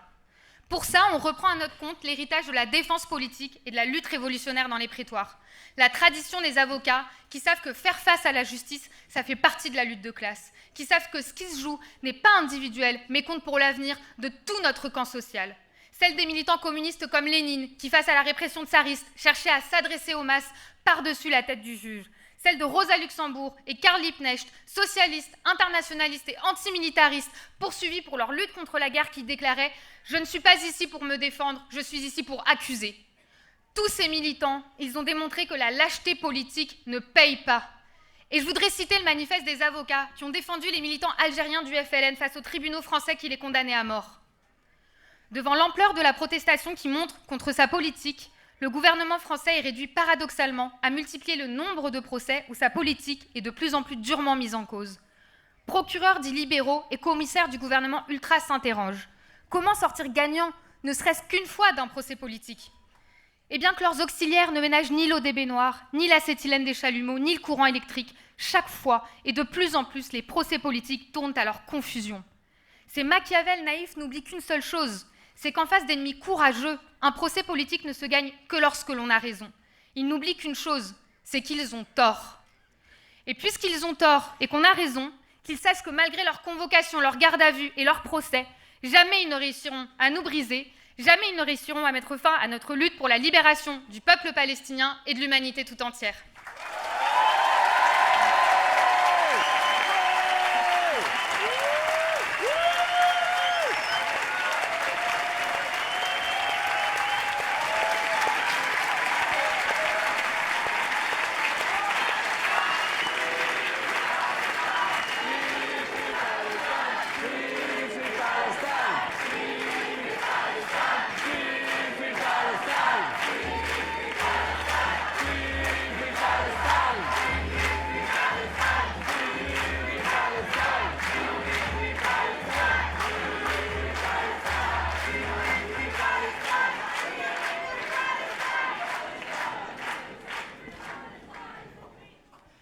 Dans son intervention, Elsa a cité un camarade qui est peut-être en fait le plus vieux soutien de la Palestine réprimée par l'État français, Georges Ibrahim Abdallah.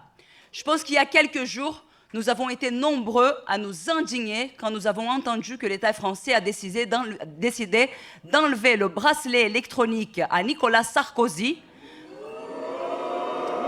sous prétexte qu'il est trop vieux à l'âge de 70 ans et seulement après quelques mois d'avoir porté le bracelet électronique. Cela montre à quel point il y a en France un deux poids et deux mesures où on protège les corrompus de ce système et on maintient en prison depuis plus de 40 ans avec un procès factice un militant de la liberté des peuples comme Georges Ibrahim Abdallah.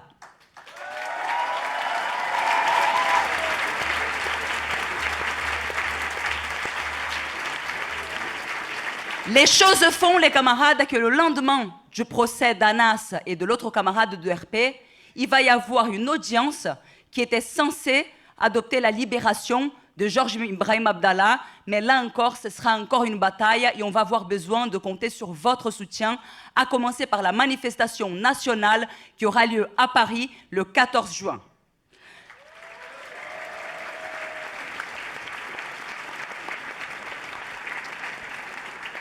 J'ai maintenant une petite surprise pour vous, c'est que ce camarade, qui est donc enfermé à l'Annemaison en ce moment et depuis 40 ans, vous a envoyé un message ce soir que je vais donc pouvoir lire dans une forme un petit peu raccourcie. Je vais demander votre patience parce qu'il est arrivé juste avant le meeting, donc je vais devoir le lire.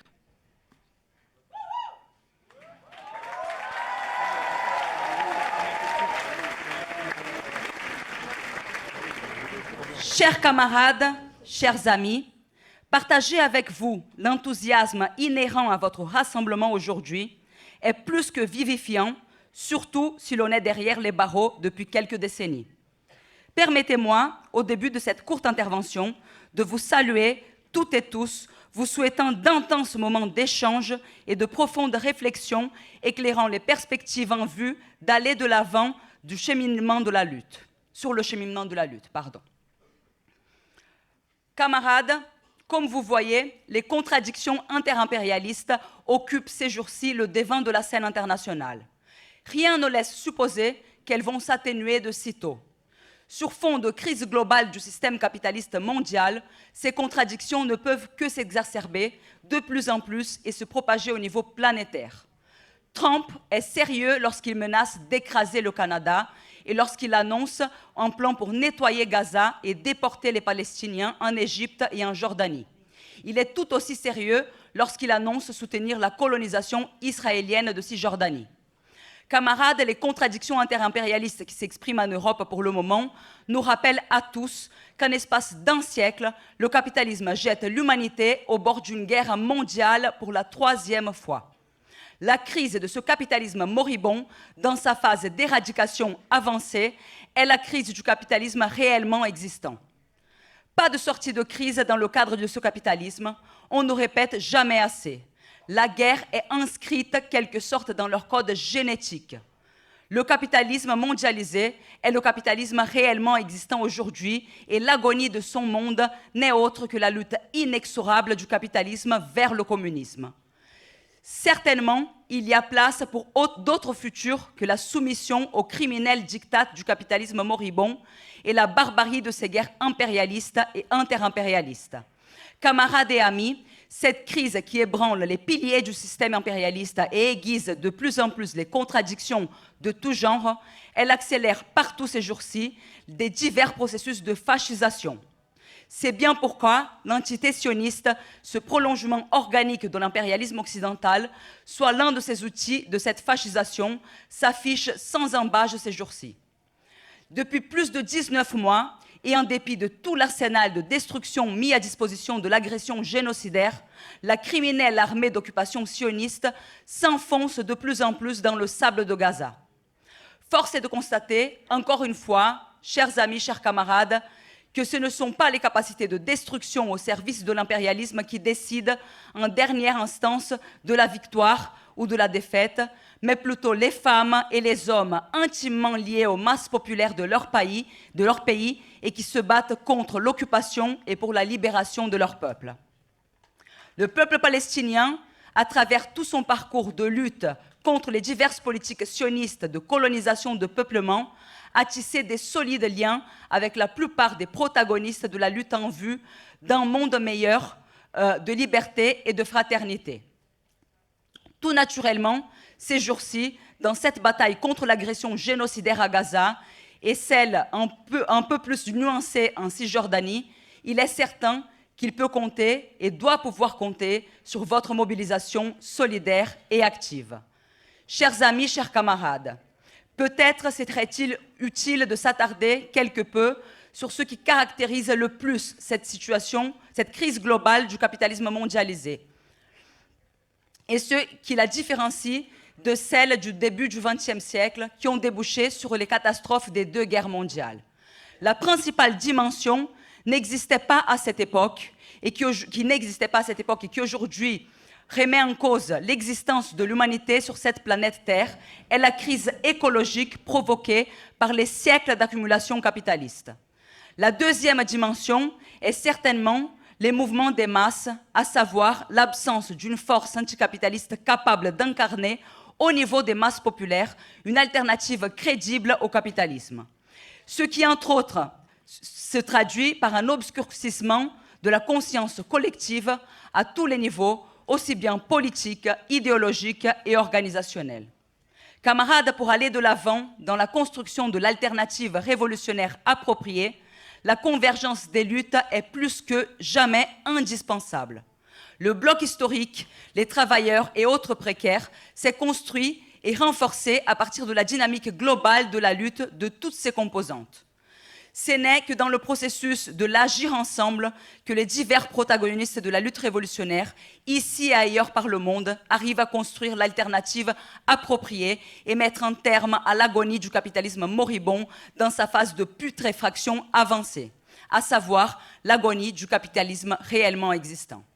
Ce n'est ensemble, et seulement ensemble, que les prolétaires et les diverses composantes des masses populaires puissent endiguer et conjurer la montée en puissance de tous les processus de fascisation en cours. Encourageons toujours plus, camarades, les divers processus de convergence de lutte, aussi bien au niveau local qu'au niveau régional et à plus forte raison au niveau international. Que 1000 initiatives solidaires fleurissent en faveur de la Palestine et sa prometteuse résistance.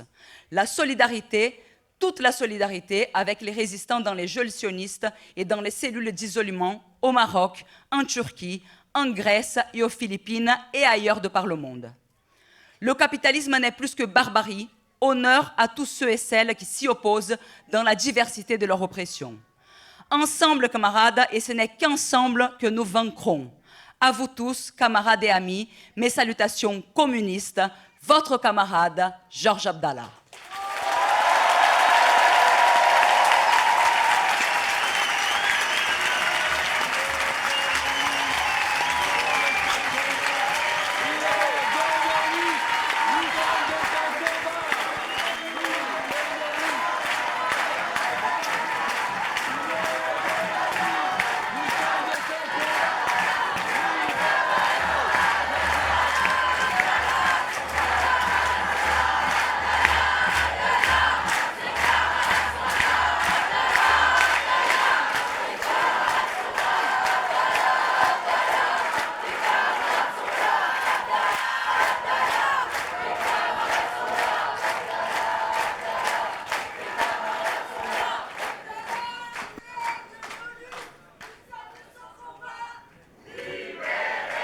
Georges Abdallah, nous sommes de son combat, libérez Georges Abdallah. Nous sommes de son combat, libérez Georges Abdallah.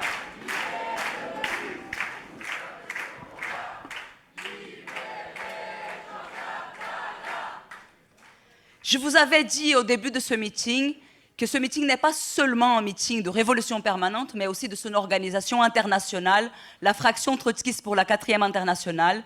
Et à ce titre, moi, je voudrais qu'on salue chaleureusement la présence de nombreuses délégations internationales qui nous font l'honneur d'être là aujourd'hui. Les camarades venant d'Allemagne, de l'État espagnol, d'Italie, de Belgique, d'Argentine, du Brésil, des États-Unis, ainsi que l'ensemble des camarades qui nous suivent en direct depuis plus d'une quinzaine de pays où l'FT est présente.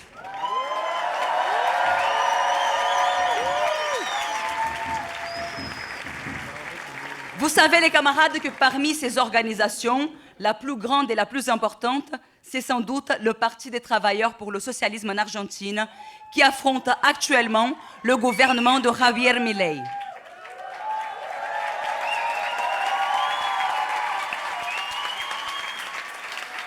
Nos camarades le font à la tête d'une coalition des principales organisations de la gauche indépendante, le Front de gauche et des travailleurs unifiés, qu'on appelle le FITU en espagnol. C'est donc pour nous un honneur immense de recevoir ce soir une porte-parole du PTS, ex-candidate à la présidentielle qui a tenu tête à ce fou de la tronçonneuse qu'est Javier Milei, l'avocate qui a condamné les tortionnaires de la dictature argentine, quelqu'un qui vient par ailleurs de publier ce livre qui a été le principal succès de la foire du livre à Buenos Aires il y a quelques jours et qui est disponible dans notre librairie. Il s'appelle Zurda, quelque chose qu'on pourrait traduire comme gaucho. C'est quelque chose en fait que les politiciens du bord de Milei utilisent pour nous attaquer et que les camarades reprennent pour en fait l'afficher fièrement. Oui, nous sommes des gauchos, des gauchistes, des zurdos. Avec nous, Miriam Bregman.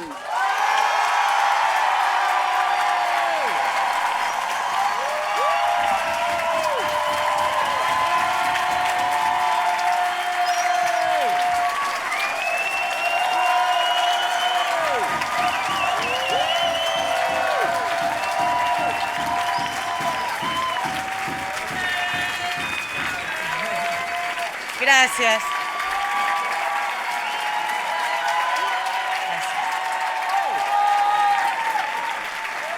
Muchas gracias, muchas gracias. Gracias. Me dijeron que hable lento, que haga pausas, que evite los chistes argentinos, porque la inteligencia artificial no los iba a entender.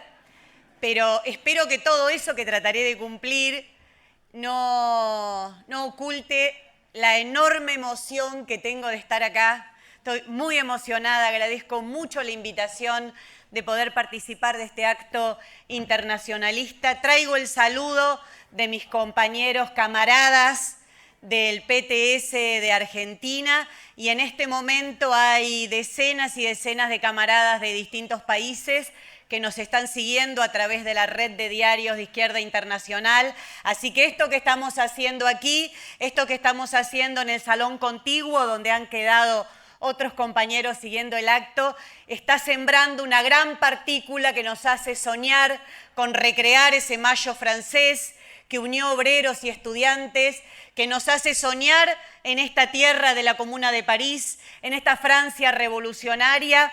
Así que gracias, gracias ante todo a los camaradas de Revolución Permanente que me permiten estar acá.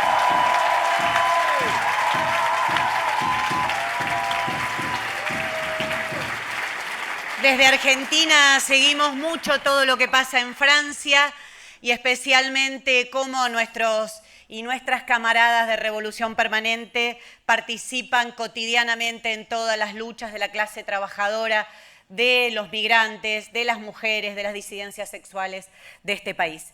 Y algunas sabrán que hace muchos años que milito en la defensa de los derechos humanos, en la defensa de las libertades democráticas, y en esa pelea siempre se nos aparece Francia. Pero Francia con dos caras. Por un lado, la tradición del Estado imperialista, la cruel tradición guerrerista, colonialista, que aprovechó lo aprendido en Argelia para instruir desde los comienzos de los años 60 a los militares, a los represores en Argentina. Recién me puse muy orgullosa al saber que aquí, en esta sala, hay también camaradas que vinieron desde Argelia a presenciar este acto, porque nos une esa pelea contra los mismos criminales, esos militares franceses que fueron a instruir a los militares argentinos. Y en Argentina, en América Latina, se conoce mucho el rol de Estados Unidos en la región, preparando las dictaduras, con el Plan Cóndor y todos los planes con las Escuelas de las Américas, todo lo que ellos hicieron para programar y para apoyar las dictaduras en la región, pero se conoce mucho menos el importantísimo rol que cumplió Francia entrenando a los genocidas que hubo en nuestro país durante la dictadura militar. De hecho, les voy a contar una anécdota. En los juicios que participo, las causas de lesa humanidad, los juicios contra los represores, siempre aparecía alguien mencionado como el francés. El francés. Los trabajadores, estudiantes denunciaban sus torturas y cada tanto alguien mencionaba: a mí me torturó el francés. Primero, se creía que esa era casualidad, que era alguien de origen francés. Después se descubrió que no, que eran aquellos que habían venido a aprender a Francia los métodos de las torturas, los métodos de las desapariciones, los métodos de los vuelos de la muerte. Así que con esa cara que nos mostró Francia, también quiero señalar que las clases dominantes desarrollan una especie de internacionalismo. Ellas saben coordinarse, saben colaborar para aplastar revoluciones, para aplastar a los pueblos que se levantan. Ellas se organizan para implementar la contrarrevolución. Pero, por otro lado, tenemos la otra cara de Francia, esa que nos hace soñar, nos hace pensar hoy que podemos pelear por un futuro todos juntos y todas juntas.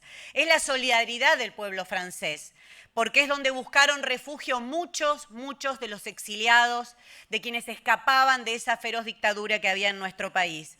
Es así que en el año 1979, 3 mujeres valientes, muy valientes, que lograron salir de un centro clandestino de detención llamado ESMA, Escuela de Mecánica de la Armada en la Argentina, vinieron aquí, vinieron a Francia y se presentaron ante la Asamblea Nacional y brindaron su testimonio. Un testimonio que se conoció en el mundo como el testimonio de París.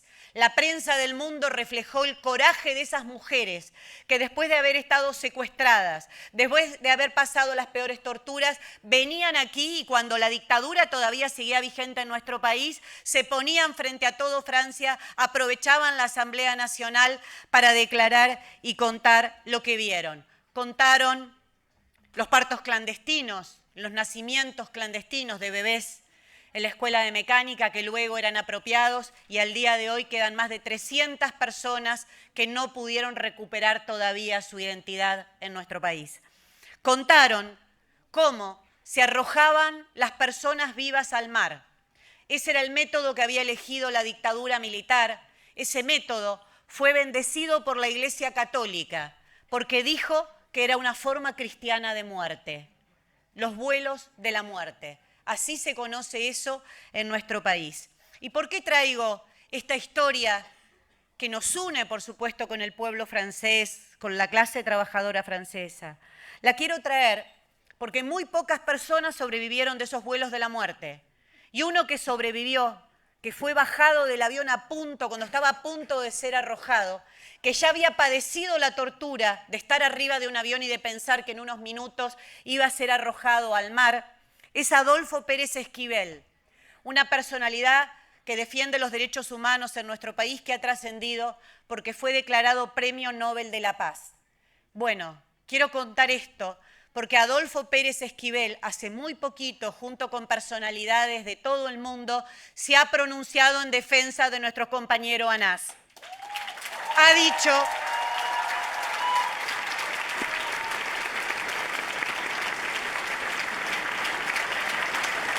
que Anas no tiene que ser perseguido por sus opiniones, por sus manifestaciones, y me parece que es bueno traer esto a colación, porque así recuperamos las mejores tradiciones de la defensa de las libertades democráticas. Hoy, esa tradición de lucha, esa tradición que es tan potente en nuestro país como en tantos otros países, nos hace decir que todos y todas tenemos que hacer una gran campaña internacional en defensa del camarada Anas Kassib y de todos aquellos que están siendo perseguidos por sus opiniones, por sus manifestaciones y por la defensa del pueblo palestino que está sufriendo un genocidio como sufrimos en Argentina y como hoy se sufre en Palestina.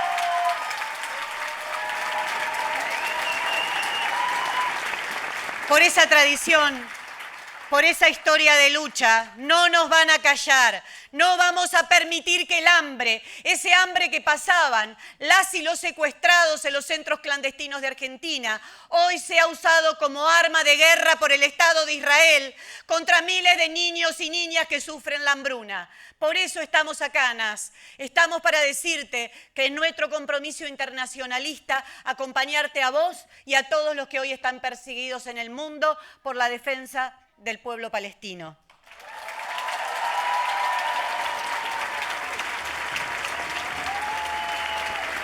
Porque cuando nosotras decimos que la clase obrera es una y sin frontera, estamos diciendo esto, que vamos a estar allí cada vez que nos necesiten, que vamos a estar aquí haciendo un compromiso de solidaridad internacional. Así que hoy es por ANAS, pero cuando nos tocan a unos, nos tocan a todos, como bien recordó la compañera Julia.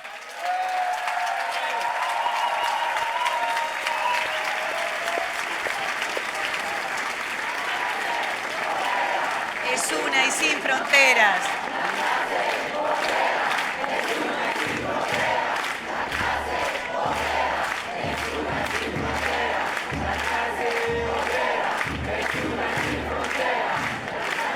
Y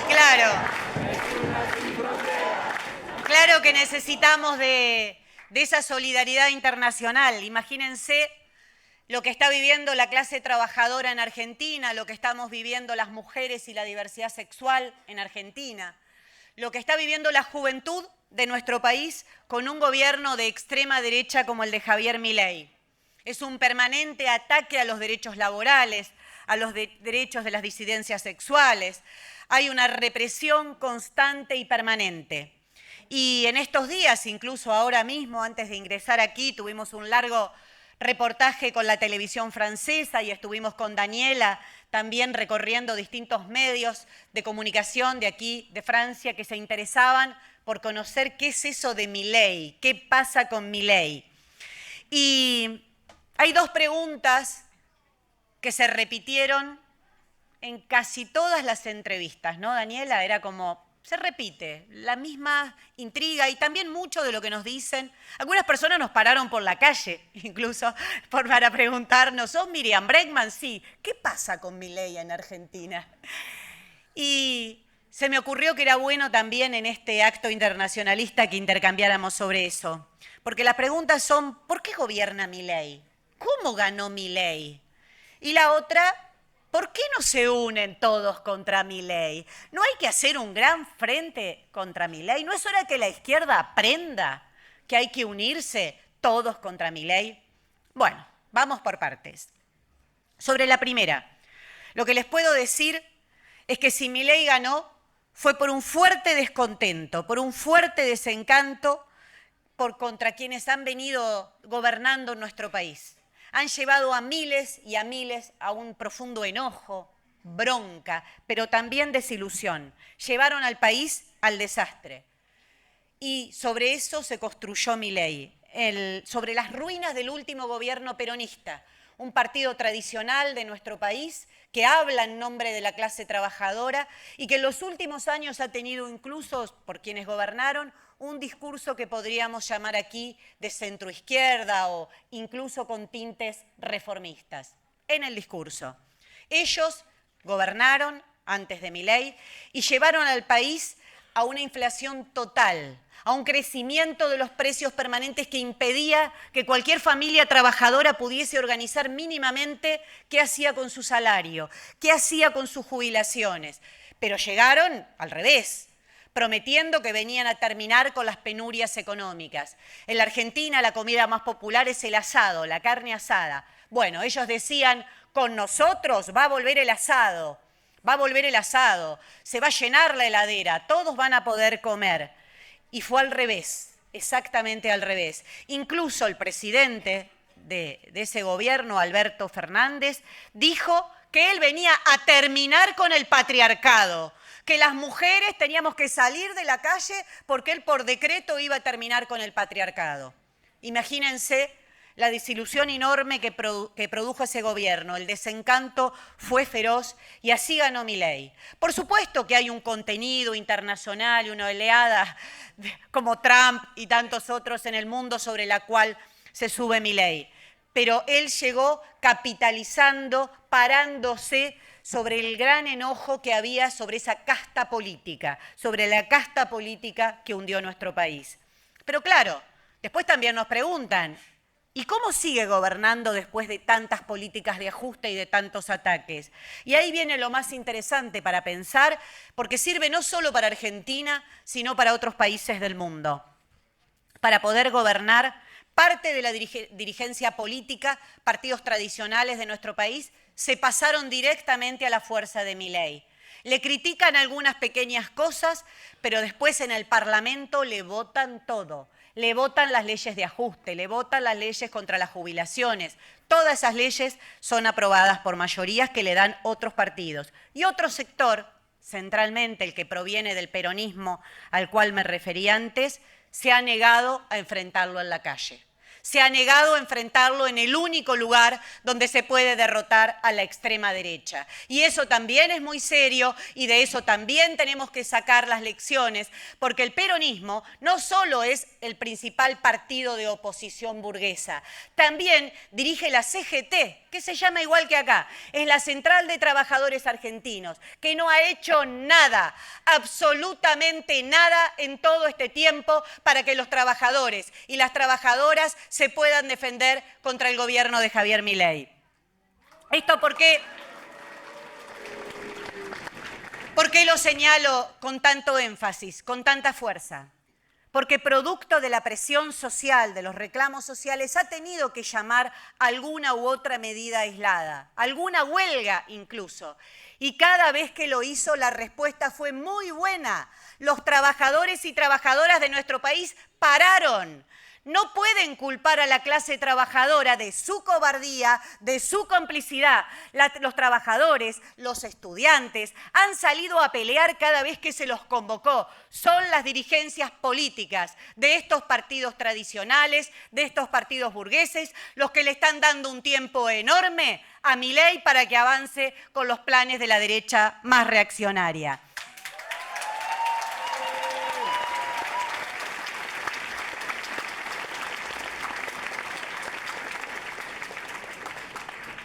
Y me dijeron que no haga chistes, pero hay uno que no lo puedo evitar. Uno solito.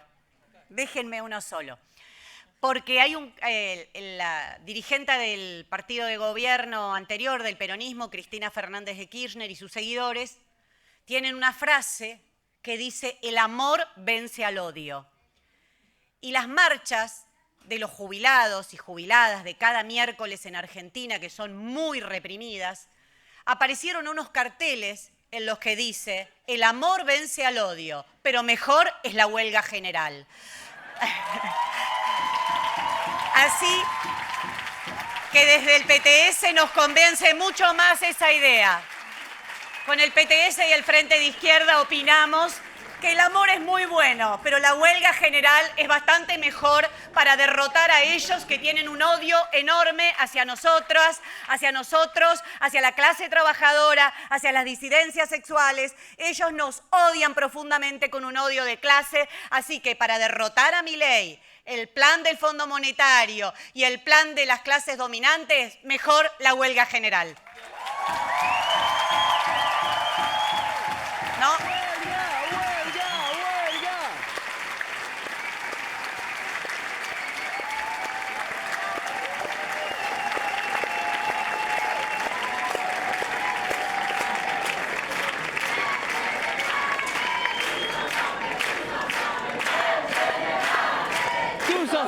Tous ensemble, grève générale.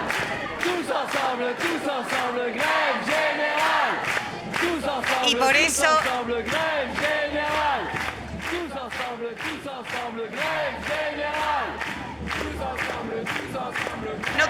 No quiero interrumpir mi discurso, pero es emocionante ver a todos cantar desde acá esta alegría revolucionaria. Enorme, enorme. Y como les decía, por eso desde el PTS tenemos el orgullo enorme desde nuestro partido de haber enfrentado a la extrema derecha desde el primer momento, en el Parlamento y en la calle. Somos el único bloque político que no le votó ninguna medida a Javier Milei. El único. Y es nuestro orgullo. Esto llevó al que el presidente de la Cámara de Diputados del Parlamento, de la fuerza de Javier Milei, dijera que el Frente de Izquierda somos 5 diputados, pero parecemos 100, porque vamos a todos lados y peleamos en todos lados y salimos a la calle con Nicolás del Caño y con todos nuestros diputados a pelear cada día, pero también peleamos en el recinto, porque si nos eligen es para que nuestras bancas sean un punto de apoyo para las peleas que se dan afuera, para las peleas extraparlamentarias y no para carreras políticas de quienes llegan a ese lugar.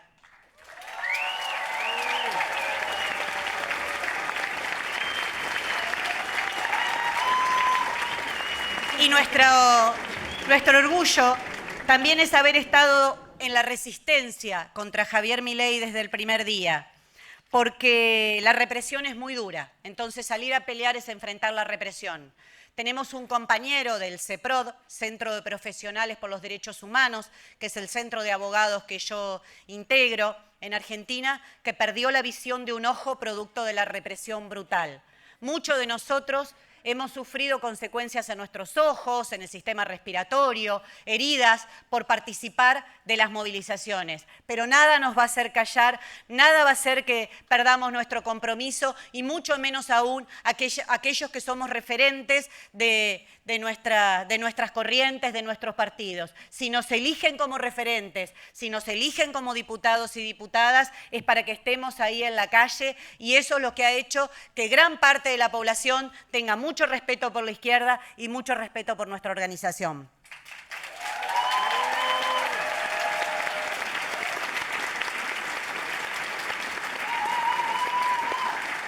Y ahora vamos a la segunda pregunta, que es más compleja, que es ¿por qué no se unen todos para enfrentar a la extrema derecha? ¿No hay que dejar las diferencias de lado y enfrentar todos en unidad a la extrema derecha? Eso me han dicho que se escucha acá también, que también se escucha en Francia. Bueno, ¿saben qué pasa? Que en Argentina esa película ya la vimos. En Argentina eso ya pasó, se unieron todos contra el gobierno derechista de Macri, se unieron sindicalistas, referentes feministas, se unieron gobernadores de la derecha peronista, se unieron aquellos que se dicen de izquierda peronista, se unieron los progresistas y ¿saben qué pasó? Gobernaron, desencantaron al pueblo porque llevaron adelante los planes de ajuste, de austeridad, del Fondo Monetario y ganó Milei. Con esa política ganó Milei, porque Milei ganó diciendo todos ellos son lo mismo, no hay salida con esos partidos y así construyeron a ese ultraderechista que hoy padece la clase trabajadora de nuestro país. Así que no nos cuenten en Francia una película que ya vimos en Argentina, no nos cuenten en otros países una película que ya vimos en Argentina, porque es una película de terror. Termina muy mal. Esas unidades que solo tienen como objetivo ganar una elección sin principios, sin valores, sin defender profundamente los intereses de la clase trabajadora, terminan fortaleciendo a la derecha, porque son gobiernos que no rompen con el sistema, que no rompen con el capitalismo y terminan produciendo un desencanto tal que llevan al ascenso de estas derechas. Tal vez Julia puede decir lo mismo que Biden.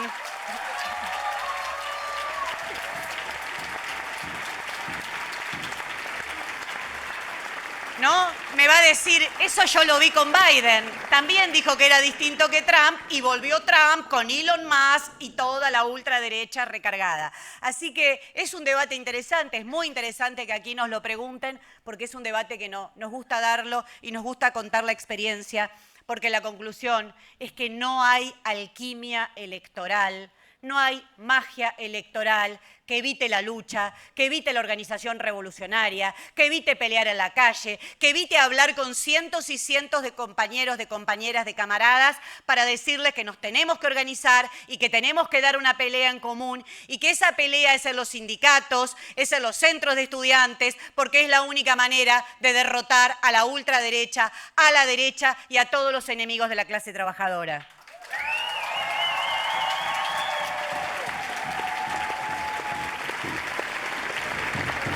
Por eso,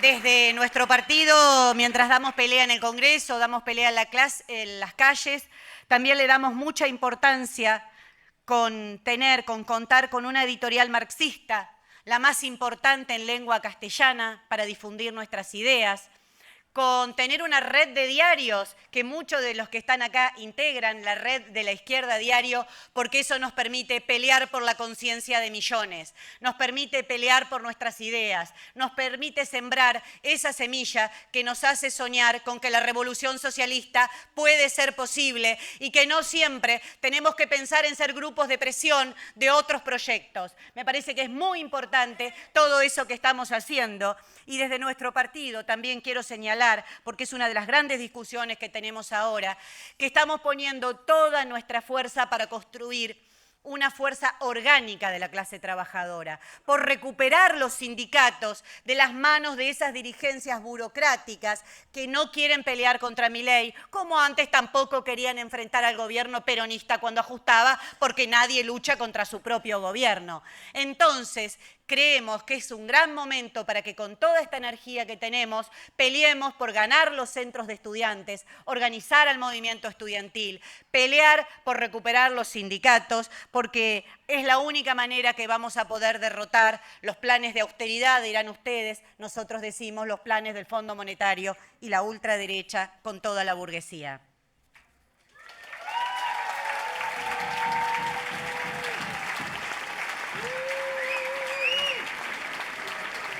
Y les quiero leer una frase que sé que muchos la conocerán, pero que me parece que resume mucho de lo que pensamos, y es muy bueno que en este encuentro internacionalista leamos algo de León Trotsky, ¿o no?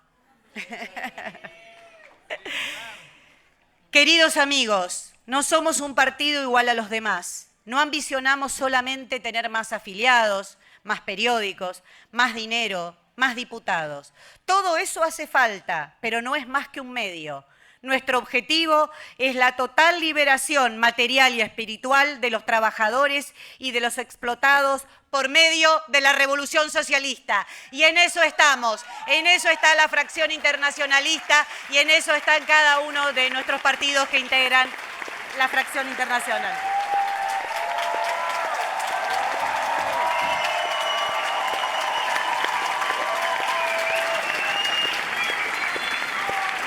Y por eso estamos acá también, ¿no? Por eso estamos acá, porque no alcanza con resistir. No alcanza con resistir. Eso también creo que muchas lo tenemos claro, que no basta con resistir la embestida de la extrema derecha. Por eso queremos dar la lucha en el terreno internacional. Y algunos, claramente, algunos gobiernos, como venía hablando de Milei, se integran a la llamada internacional reaccionaria, ¿no? Con permanentes ataques, un discurso muy violento hacia trabajadores, migrantes, mujeres. Nos dicen zurdos, zurda, como le puse de título a mi libro que ahí mostró Dani, zurdos, izquierdistas, comunistas, ¿cómo van a ser comunistas? Pero bueno, no solamente persigue la internacional reaccionaria, también está esa internacional de los que se dicen demócratas y promueven el guerrerismo, el armamentismo y los planes de austeridad. Por eso es que estamos en Francia, porque aquí también hay perseguidos, aunque se quieran hacer que ellos son distintos, son democráticos. Las armas de esas guerras matan igual, el hambre que promueven en esos niños matan igual. Nosotros, nosotras, queremos al revés, unir lo que ellos desunen. Queremos poner en pie lo que ellos detestan, odian. Una internacional de la clase trabajadora y de los pueblos oprimidos del mundo, que retome las banderas de la Cuarta Internacional.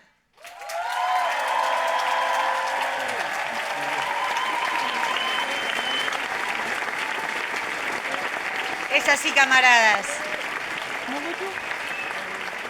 Y en virtud de ese internacionalismo, queremos proponerles a todos los camaradas, a todas las camaradas de los países aquí presentes, que nos acompañen en una gran campaña internacional contra el Fondo Monetario Internacional.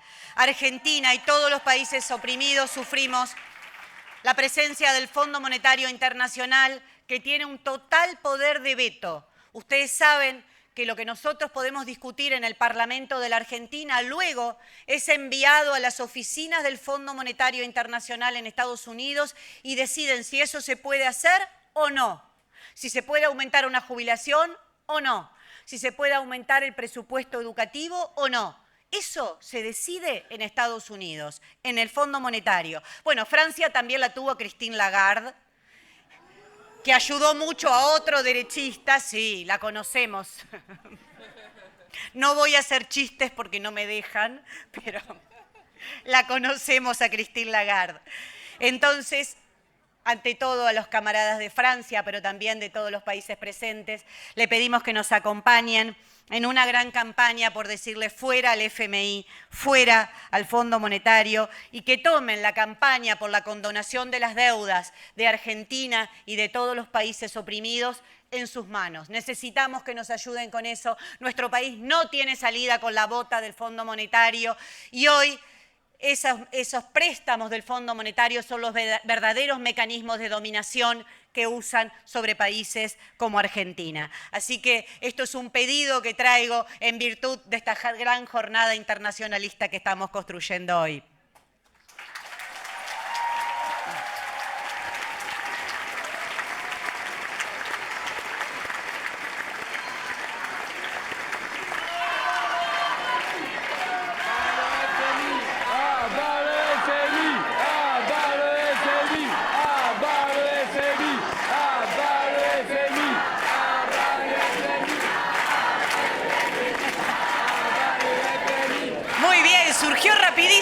Acá, no sé si lo ven, pero ya Nas ya está haciendo el ritmo y todo de él. Bueno, muy bien. Aguante el FMI, ¿no? Abajo, abajo, abajo el FMI.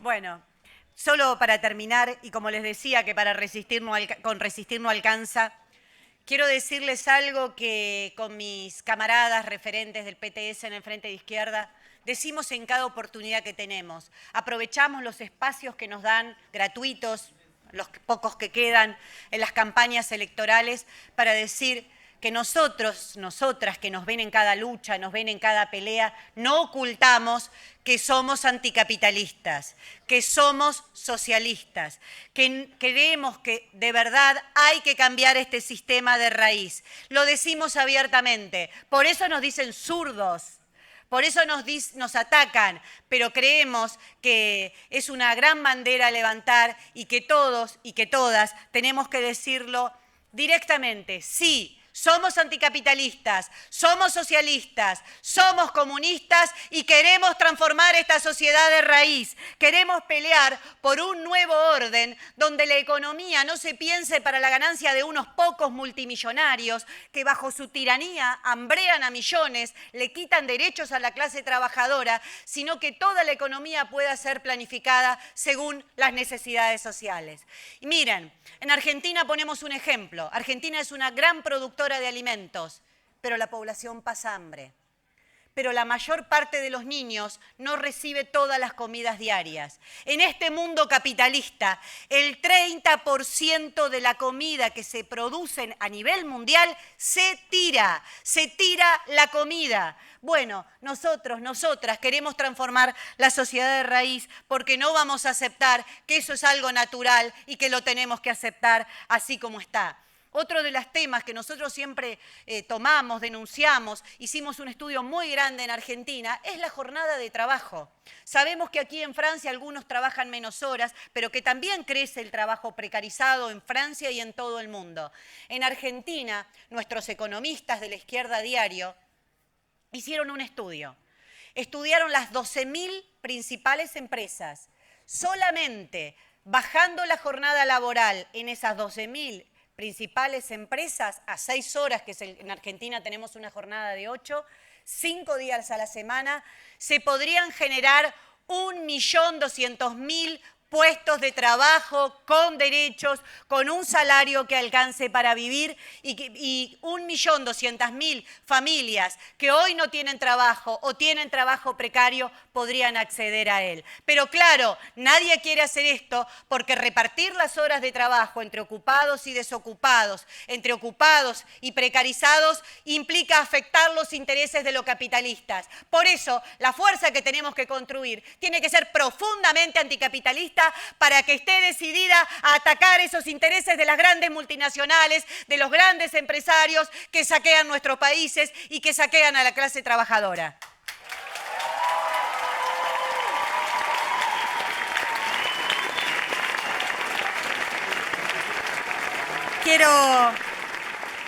Por eso quiero decirles, para terminar, que a nosotros, a nosotras, no nos van a convencer de que tenemos que agachar la cabeza ante el Fondo Monetario, que solo nos queda resignarnos a hacer grupos de presión de proyectos ajenos, como dije antes, y que solo nos queda elegir entre formas de capitalismo salvaje o un neoliberalismo progresista, que esas son las únicas opciones. Nuestra lucha es revolucionaria para que las jóvenes generaciones tengan un futuro y puedan disfrutar de una vida libre de explotación y de toda opresión. Nuevamente, muchas gracias por estar acá, muchas gracias por permitirnos soñar que es posible unirnos en una gran lucha internacionalista y que este es el germen para poner en pie y levantar bien alto nuevamente las banderas de la Cuarta Internacional. ¡Viva el internacionalismo!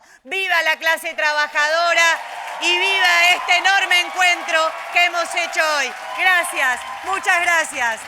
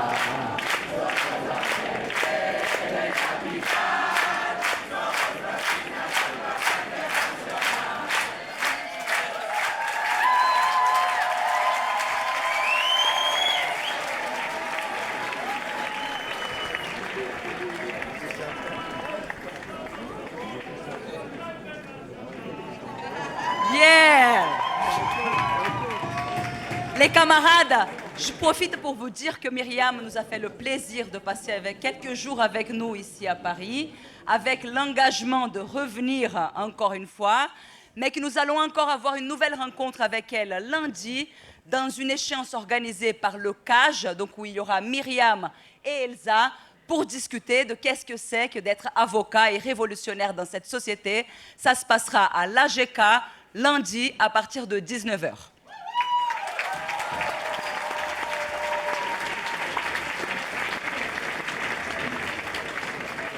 Et camarades, parce que notre internationalisme est un internationalisme de classe, je veux saluer la présence de nombreuses délégations de travailleurs présents dans la salle.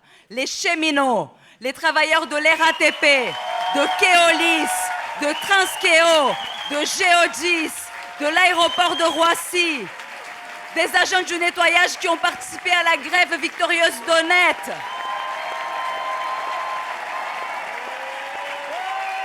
de nombreux travailleurs de la santé, du secteur social, de l'associatif, des travailleurs de l'éducation, de la culture, des bibliothèques de Toulouse, des travailleurs de la poste, de la fonction publique plus en général, des ouvriers, des ingénieurs, des industries aéronautiques, automobiles, agroalimentaires, du pétrole, du recyclage. Et du nettoyage.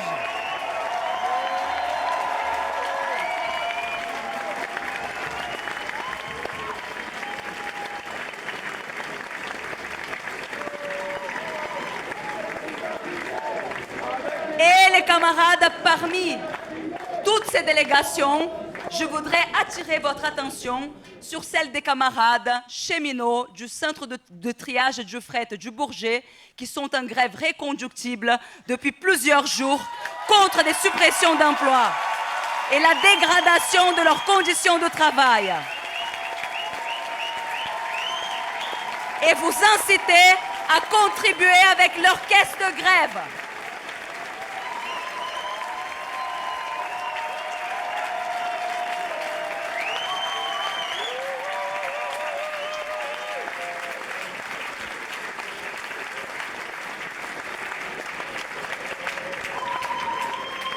Maintenant, pour conclure ce meeting, je voudrais donner la parole à un travailleur gréviste du Bourget que vous connaissez peut-être.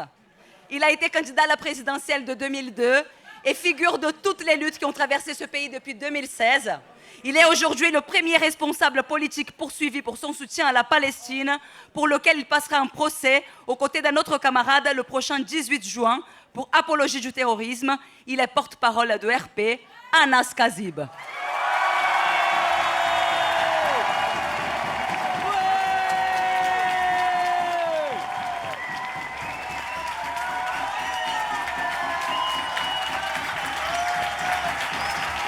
Mais avant, Anas, attends.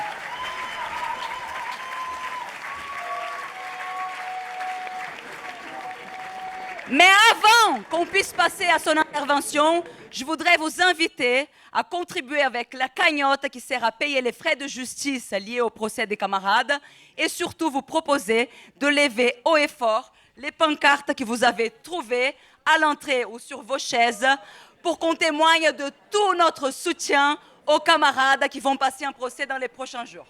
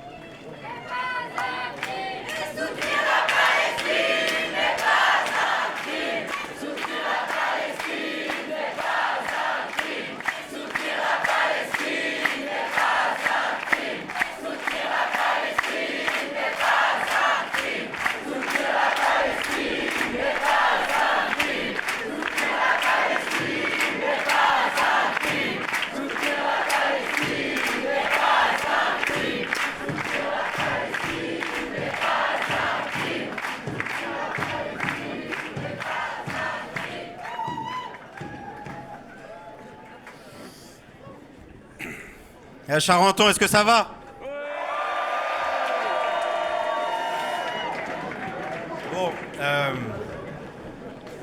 Bon, déjà, avant de commencer, je voulais rien de très original, mais saluer vraiment cet événement qui est exceptionnel. Moi, depuis tout à l'heure, je suis au premier rang, donc je ne vois pas vraiment la salle, et la salle est très impressionnante. Féliciter l'ensemble des militantes et militants de Révolution Permanente qui ont permis cet acte révolutionnaire qui, depuis des semaines, tractent, collent, appellent autour d'eux, etc., ont organisé des bus de Toulouse, Bordeaux, etc., pour permettre cet événement.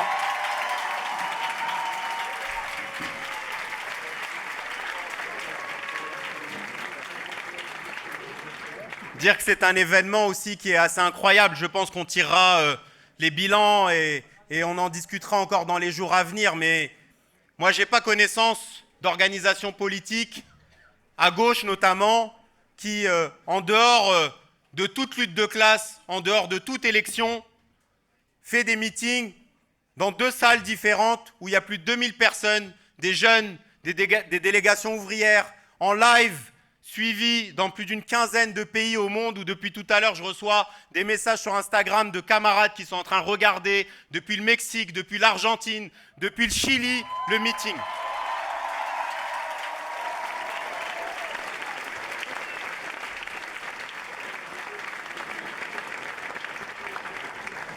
Et je veux aussi vous remercier toutes et tous ici pour votre patience et votre force que vous donnez depuis tout à l'heure au meeting. Bon, les camarades, j'ai la lourde tâche de conclure ce meeting.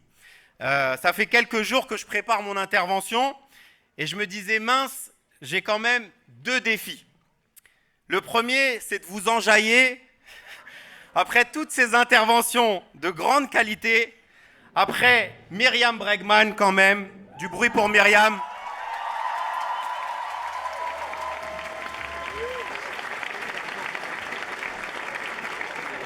C'est déjà pas évident en temps normal, mais après celle qui a osé dire à Javier Milei, en direct au débat de la présidentielle en Argentine, qu'il n'était pas un lion, comme lui se nommait, mais un petit chaton du système économique, la tâche est rude.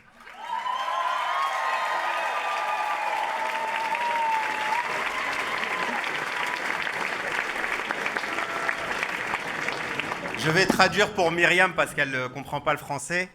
Javier Milei no es un león, es un gatito mimoso del poder económico.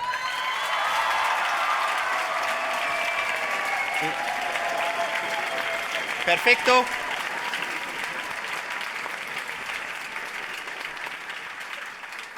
Bon, j'ai dit que j'avais 2 défis. En réalité, il y en a un troisième parce qu'il est 21h30 et on a faim. Le deuxième défi, les amis, c'est que je dois intervenir au même moment que le Paris Saint-Germain joue la finale de la Coupe de France. J'ai dit au Stade de France, pour ceux qui demandent.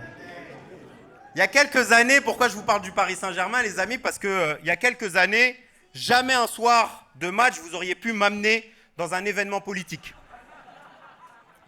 J'étais comme beaucoup dans un état très passif, loin de la politique, loin des luttes, de la volonté de réfléchir au monde, à comment lutter, comment s'organiser. Je pensais que toutes ces choses ne dépendaient pas de nous et encore moins de moi. Cette passivité, en réalité, on pense qu'elle est subjective. Mais j'ai compris que l'objectif du pouvoir, c'est de nous éloigner de toutes ces questions, de nous dire « Continuez à vous préoccuper de votre routine. Allez voter, mais le reste du temps, laissez la politique loin de vous. » Souvent même, les amis, on dit « Ah non, non, non, moi je ne fais pas de politique. » Comme si c'était le mal, comme si se préoccuper de son avenir, celui des générations futures, réfléchir à comment faire face collectivement à cela, c'était à éviter comme la peste. Et si j'ai pu comprendre et apprendre autant sur notre histoire, sur notre classe, sur le système capitaliste et l'urgence de sortir de cette passivité, c'est grâce aux camarades de Révolution Permanente qui ont pris le temps à l'époque de me convaincre. Et je pense que c'est un des plus beaux cadeaux qu'on ait pu me faire dans la vie. Parce que oui, les amis, c'est un cadeau précieux dans un monde où tout pousse à l'individualisme, à subir seul, d'avoir des camarades qui vous invitent à vous organiser à leur côté pour un autre avenir, débarrassé de toute oppression et de toute exploitation.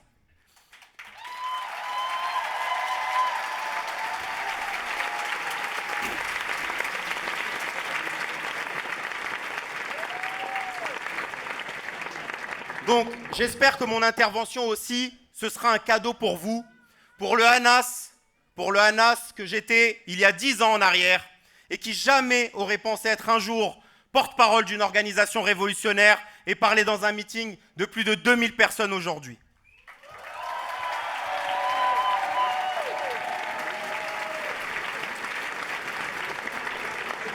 Vous savez, les amis, moi je suis ce qu'on appelle les enfants des années 80. On nous avait vendu la fin de l'histoire, la fin des États-nations, la mondialisation néolibérale comme futur indépassable. On nous a expliqué qu'on avait la chance de vivre dans le moins pire des systèmes, qui allait faire régner la paix dans le monde et nous garantir quelques droits. Pour les ouvriers, en réalité, ça voulait dire régression sociale, précarité grandissante, chômage et fermeture d'usines. Depuis que je suis entré dans le monde du travail, en 2007, j'ai déjà connu 4 réformes des retraites. J'ai vu passer, depuis 2007, mon âge de départ à la retraite de 60 à 64 ans. Aujourd'hui, la mondialisation se décompose et les phénomènes les plus monstrueux du passé reviennent en force. Trump et sa guerre commerciale, la guerre en Ukraine, le génocide en Palestine, les tensions entre l'Inde et le Pakistan, la course à la militarisation, la chasse aux musulmans et aux étrangers, ainsi que la progression de l'extrême droite. Nous ne sommes qu'au début d'un processus qui est porteur de grands dangers. Car quand le capitalisme est en crise profonde, quand de nouvelles puissances viennent réclamer leur part du gâteau, les rivalités entre États finissent par se régler les armes à la main. La Troisième Guerre mondiale, les amis, n'est pas encore là. La Troisième Guerre mondiale n'est pas encore là. Le fascisme n'a pas encore triomphé et il est possible de les arrêter. Mais la situation, elle, s'accélère. Ce qui s'exprime à travers tous ces phénomènes, c'est le retour du nationalisme, guerrier, autoritaire, économique, qu'il soit porté par le centre-gauche, la droite ou l'extrême droite. Keir Starmer, le Premier ministre travailliste du Royaume-Uni, ami du Parti socialiste, Friedrich Merz, ancien de BlackRock et nouveau chancelier allemand, et Macron, ils ont tous les mêmes obsessions, tous le même programme, faire la guerre aux immigrés et préparer la guerre tout court. Cette politique, les amis, elle pave la voie à l'extrême droite, dont ils empruntent le programme quand ils ne recrutent pas directement des ministres venus de ce courant comme Bruno Retailleau. Qui... Continuez à huer 3 secondes.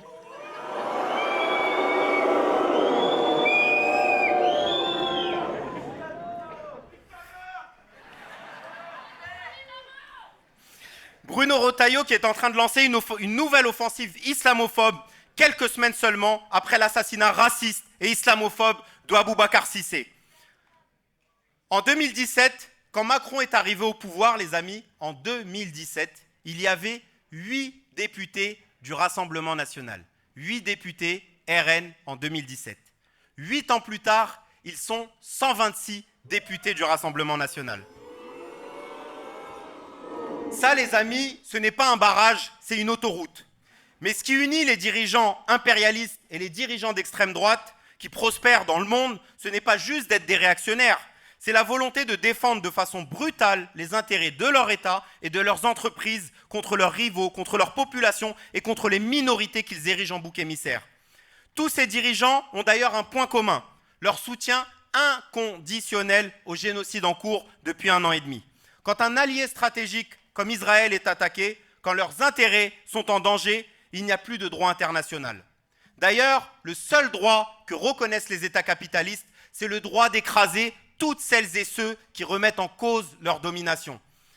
Et c'est pour ça qu'ils piétinent aussi les droits démocratiques les plus élémentaires, en faisant la chasse aux opposants politiques, en interdisant des manifestations et en cherchant à criminaliser toutes les voix qui s'expriment contre l'ordre établi.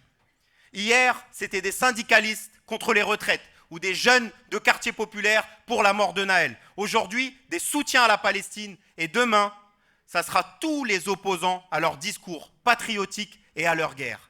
Car pour imposer la militarisation, il faut militariser les esprits et réprimer toute voix dissidente. Demain, les amis, on nous dira, lui, il faut l'enfermer parce qu'il est contre la patrie. Lui, il faut l'enfermer parce qu'il essaye de dissuader la jeunesse de prendre les armes pour la France. Et cette propagande, elle a déjà commencé.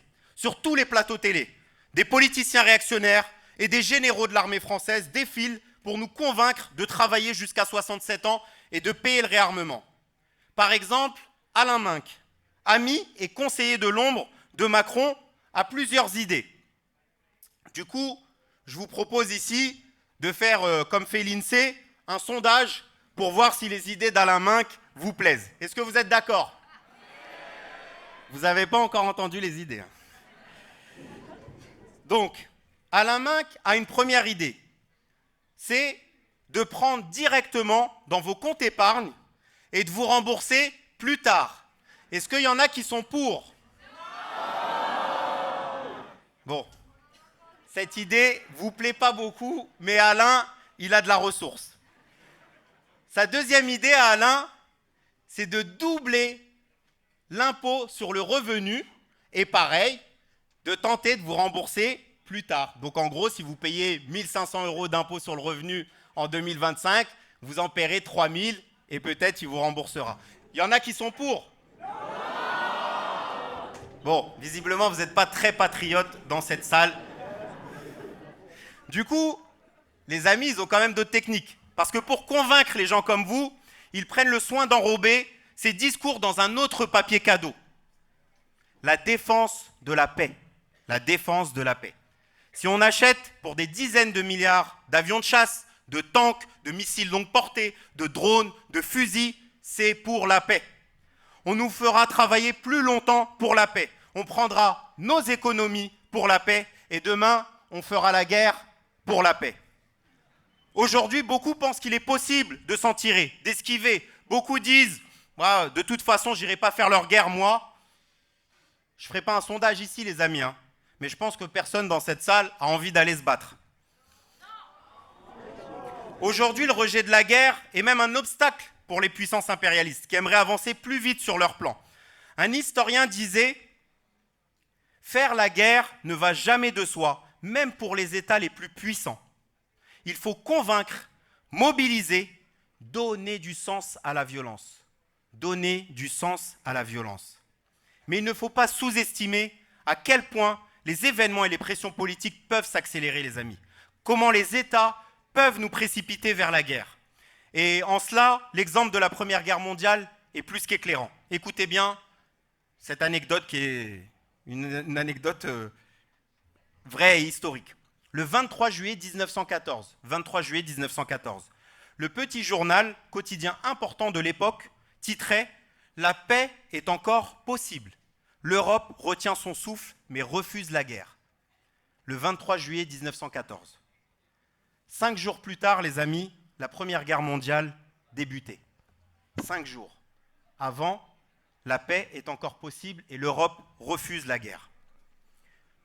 Le 29 et 30 juillet 1914, le bureau de la Deuxième Internationale se réunissait à Bruxelles pour réaffirmer son opposition à la guerre.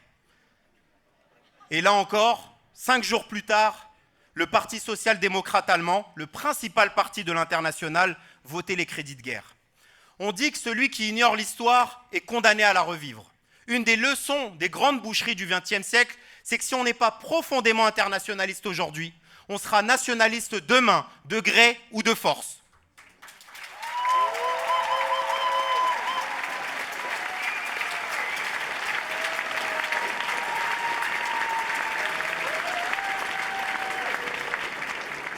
Ça, c'est le côté factuel et plus sombre.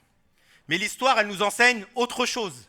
C'est qu'à chaque fois que des capitalistes nous ont menés vers la guerre, ils ont aussi préparé le terrain pour des soulèvements révolutionnaires. On ne nous l'apprend pas à l'école, et les profs dans cette salle ne me contrediront pas.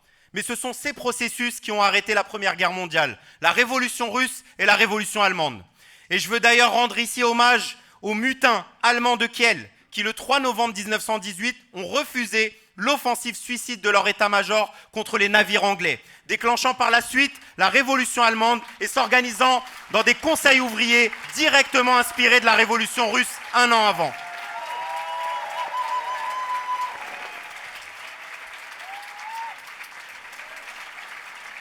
C'est pour ça, les amis, que nous ne sommes pas pessimistes, parce qu'on est convaincus d'une chose, c'est qu'il est possible de se préparer, de s'organiser et de changer la trajectoire des choses.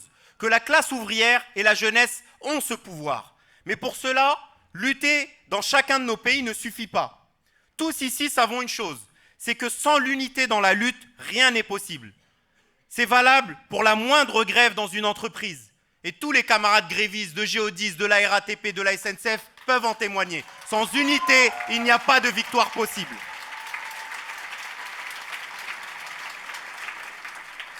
Mais si ça l'est dans une grève locale, dans une entreprise, ça l'est d'autant plus lorsqu'il s'agit d'affronter les enjeux à l'échelle internationale et face à un système capitaliste mondial. La classe ouvrière est exploitée par les mêmes groupes capitalistes internationaux.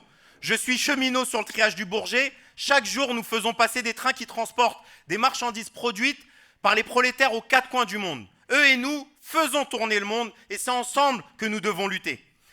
Les bourgeois, malgré leurs désaccords et leurs rivalités, sont capables de se coordonner pour défendre leurs intérêts contre les masses populaires.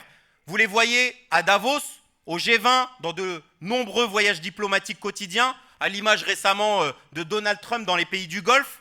Cela nous semble limite normal de voir des dirigeants internationaux collaborer ensemble. Mais on ne se pose jamais la question, jamais cette question. Pourquoi les membres de la classe ouvrière à l'échelle internationale ont perdu cette pratique de se coordonner? Pourquoi nous échangeons si peu sur nos expériences? Pourquoi nous ne martelons pas des mots d'ordre communs? Mais si on réfléchit 3 secondes, les amis, comment on peut lutter clairement et concrètement contre l'extrême droite en France sans se préoccuper des avancées de Trump, de Musk, qui demain financeront les partis d'extrême droite ici? Comment combattre efficacement Le Pen sans être en lien avec les militants qui s'organisent contre l'extrême droite dans le monde et qui auraient tant à nous apprendre? Comment espérer affronter la guerre, mettre fin au génocide, en finir avec la barbarie si on ne se préoccupe que de son pays. Aujourd'hui, je suis fier d'avoir en Argentine des camarades ouvriers et jeunes qui luttent contre les plans d'austérité de Milei et du FMI, comme en a parlé Myriam. Aux États-Unis, des camarades qui dénoncent le protectionnisme de Trump, qui refusent d'accepter une politique qui les oppose aux travailleurs du monde entier. C'est pour ça que nous avons besoin de construire des organisations révolutionnaires avec une boussole internationaliste qui cherchent à se coordonner à travers le monde pour affronter sur le terrain de la lutte de classe les plans de la bourgeoisie.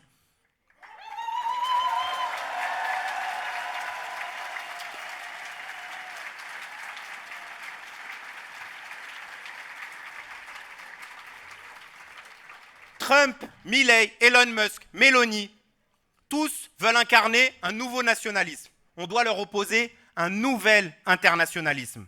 Les militants que vous avez entendus ce soir ne sont pas seulement des camarades qui viennent témoigner de la situation dans leur pays. Ce sont, vous l'avez compris, des militants de notre organisation internationale, la fraction trotskiste, qui discutent, s'organisent et se coordonnent quotidiennement pour frapper ensemble avec une stratégie commune. Vous avez vu ici les camarades d'Allemagne, d'Argentine et des États-Unis, mais nous sommes également présents au Brésil, en Italie, au Venezuela, en Uruguay, en Espagne, au Chili, au Costa Rica, en Bolivie, au Mexique ou au Pérou.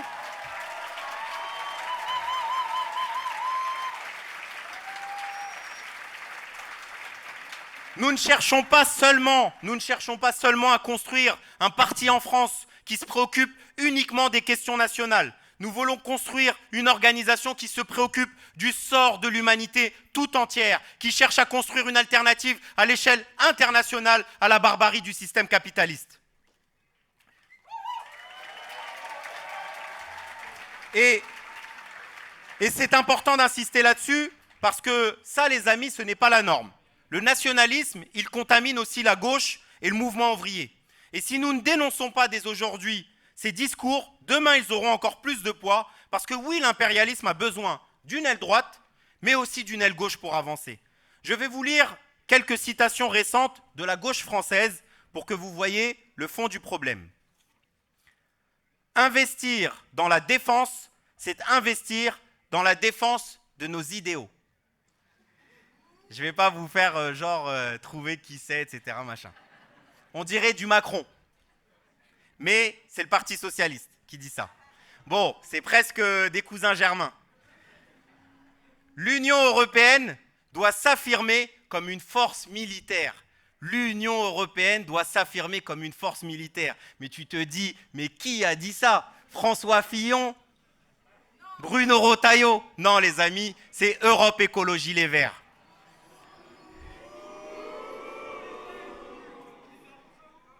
C'est dingue, hein, ça, c'est des trucs qu'on n'entend pas. Ces secteurs qui soutenaient hier le droit d'Israël à se défendre veulent maintenant montrer qu'ils seront les champions du droit de la France à se défendre aussi. Et leur rôle, c'est aussi de vous en convaincre. Mais ça ne s'arrête pas là. Même la France insoumise, avec qui nous avons souvent partagé la dénonciation du génocide en Palestine, explique par la voix d'une de ses députées membres de la commission de la défense, ouvrez les guillemets, on n'est pas contre le réarmement de la France et de l'Europe. Le problème, c'est qu'il va aller où? C'est qu'ils vont aller où, ces 40 milliards? Aux USA? En gros, le militarisme, d'accord, mais à condition d'acheter des Rafales et pas des F-35. Et ces discours, la gauche les tient partout dans le monde. En Allemagne, comme l'a dit Inès, Die Linke, le nouvel espoir de la gauche européenne, a voté les crédits de guerre quelques semaines après les élections. Sacré espoir pour les Allemands. Le nationalisme, il affecte aussi les organisations syndicales. Aux États-Unis, après les grèves historiques, des syndicalistes combatifs de l'automobile de l'UAW ont choisi, je ne sais pas pourquoi j'ai dit W après à la fin, je suis parti tu sais, mon corps il s'est bloqué, tu parles français, anglais, je suis trop piqué par l'internationalisme. Ont choisi de soutenir les tarifs douaniers de Trump. Des tarifs qui servent en grande partie aux patrons du monde pour annoncer des plans de licenciement. Il y a quelques mois, le dirigeant de ce syndicat expliquait pourtant que Trump était un briseur de grève. Maintenant, il le soutient et il soutient le programme économique du gouvernement, ce même gouvernement qui expulse les étudiants palestiniens, envoie des étrangers dans les prisons du Salvador dans sa guerre commerciale en espérant gratter quelques miettes comme l'a expliqué tout à l'heure Julien. En France, vous l'avez peut-être raté, mais la direction de la CGT, Les camarades, il y a des camarades de la CGT ici? Des camarades de la CGT. C'est pas vous, hein? Hassan. Du bruit pour Hassan et les géodis.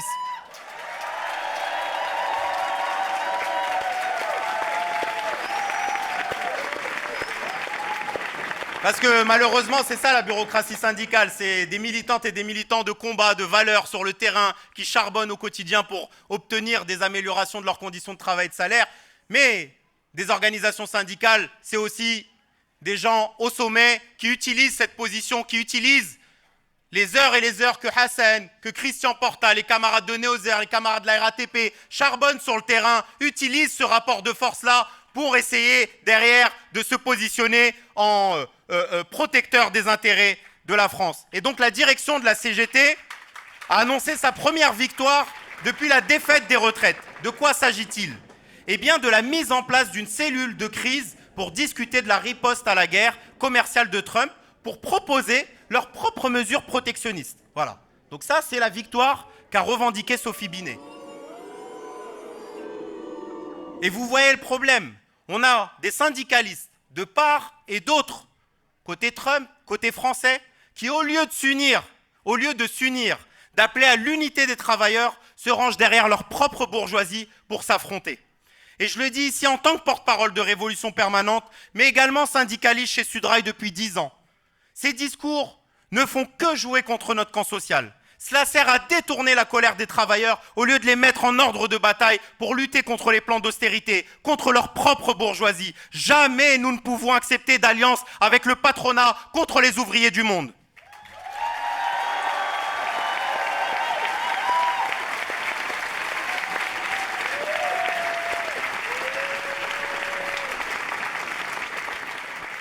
Aucun État capitaliste, camarade, ne sera un allié pour la paix dans une période où tous se préparent à défendre leurs intérêts les armes à la main. Toute concession au chauvinisme, à l'idée qu'il faudrait défendre les intérêts des Français en premier, à l'idée que les problèmes de la classe ouvrière peuvent être réglés en s'en prenant aux pays étrangers est un danger mortel.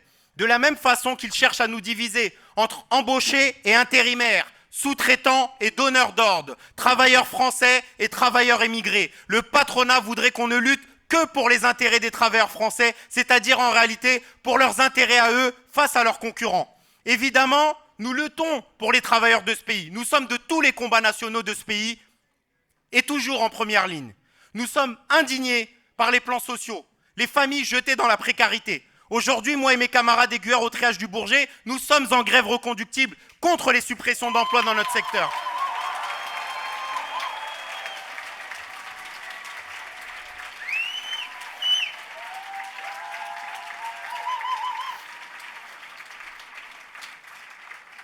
Je fais un rappel pour la caisse de grève, mais pensez à mettre un petit billet, ça nous aidera à gagner surtout. On pourrait, les amis, accepter un chèque, une mutation, mais on refuse de voir nos emplois être supprimés, alourdir la charge de travail de ceux qui restent et surtout laisser un avenir de cimetière d'emplois aux générations futures. Mais comme je suis aussi préoccupé pour l'ouvrier d'Arcelor à Dunkerque, de Renault à Cléon, pour le travailleur martiniquais qui vit l'explosion des prix et la répression de l'État français. Je suis inquiet aussi pour le travailleur sénégalais, anglais, ukrainien ou américain.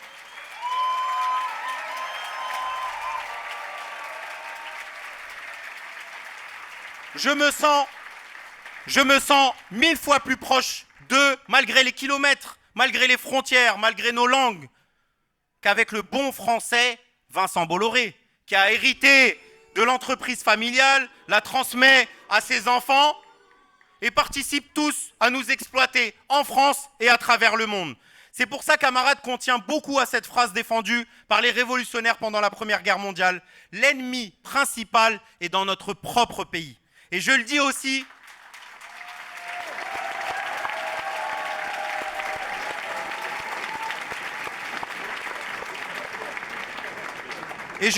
parce que je sais qu'il y a des camarades insoumis dans la salle. Et c'est un plaisir de vous compter aussi parmi nous dans ce meeting-là.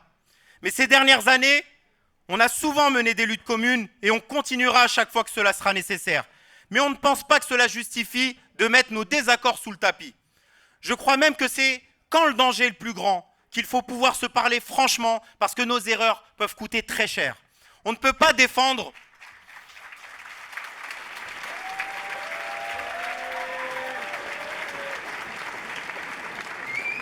On ne peut pas défendre la paix, les amis, on ne peut pas défendre la paix et affirmer en même temps que la priorité, c'est de défendre, ouvrez les guillemets, la sécurité de notre propre frontière sur les 5 continents, comme l'a déclaré Jean-Luc Mélenchon. Parce que ça, les camarades, c'est se ranger in fine derrière l'impérialisme français et les restes de son empire colonial.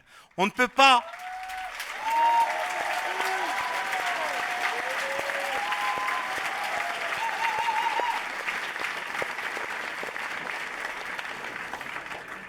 Et je ne l'ai pas écrit dans ce texte-là, mais je profite qu'il y ait quelques camarades kanaks. Mais il faut savoir que la France est la deuxième force à la... Et les camarades kanaks ne démentiront pas ça, mais la France est deuxième puissance maritime au monde.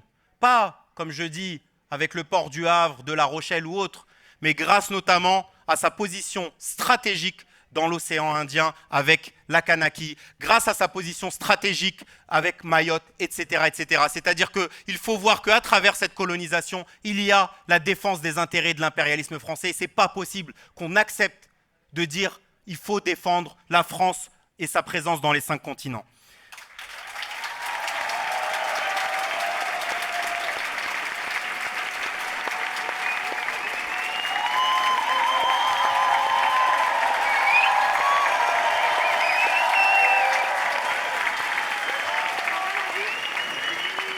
Et on ne peut pas défendre aussi la paix quand on propose sa propre version de la loi de programmation militaire en dénonçant le fait que Macron n'augmente pas suffisamment les budgets de l'armée française. L'internationalisme, il est prolétarien ou il n'est pas. C'est la solidarité entre les ouvriers, entre les peuples opprimés, pas une orientation diplomatique.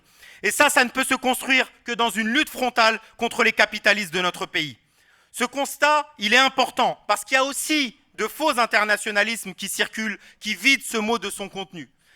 Par exemple, face à l'invasion réactionnaire de Poutine, aux crimes de son armée, on a vu la majeure partie de la gauche s'aligner derrière l'OTAN et les États-Unis. Même le NPA s'est mis à demander plus d'armes et plus de militarisation en faisant croire que les États impérialistes qui ont confisqué la lutte légitime pour l'autodétermination du peuple ukrainien œuvraient pour la liberté. Quelques années plus tard, pourtant, Trump a dit clairement ce qu'il cherchait dans cette guerre, affaiblir la Russie et s'assurer du contrôle des minerais rares en Ukraine. Mais c'est le cas aussi de ses adversaires européens. Alors oui, la position internationaliste dans ce conflit, hier comme aujourd'hui, c'est de dire clairement ni Poutine ni OTAN.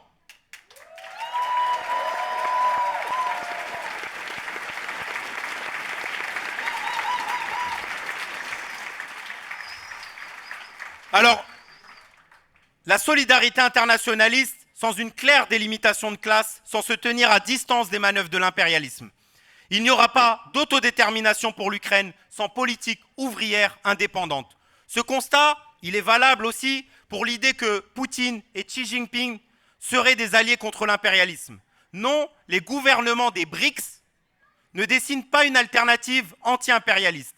Ils ne s'opposent pas une seconde à l'impérialisme en tant que système. Ce qu'ils veulent, les amis, c'est leur part du gâteau, leur place dans le pillage mondial à travers une nouvelle alliance. Ils ne rejettent pas la domination, ils rejettent simplement le fait de ne pas être, eux, les dominants. C'est pourquoi...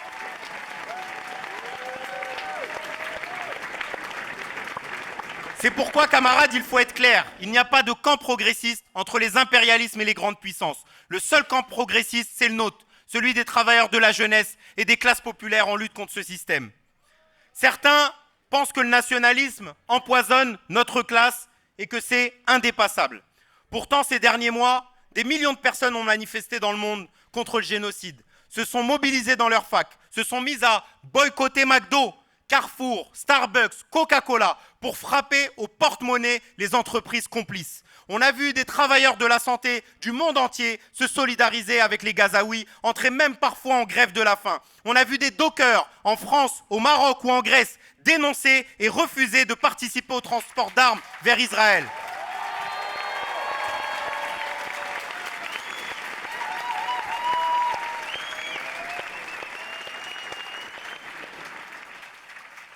L'internationalisme qu'on défend, il est en germe dans cette solidarité avec le peuple palestinien. Mais lorsque nos gouvernements nous disent de nous taire et de nous ranger derrière leur soutien inconditionnel à l'État d'Israël, mais aussi à chaque fois que les travailleurs d'un pays regardent ceux d'un autre comme des camarades de lutte, lorsqu'on se passionne pour les mobilisations au Myanmar, au Chili, en Kanaki ou au Liban, lorsque nos yeux pétillent en voyant les Sri Lankais sauter dans la piscine de leur président et taper une sieste dans son lit.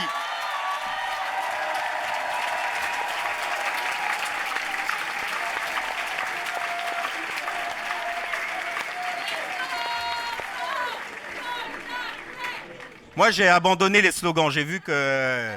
Il n'y a plus d'animation pour moi. Vous êtes dit, on applaudit et c'est tout. C'est ça, Lily.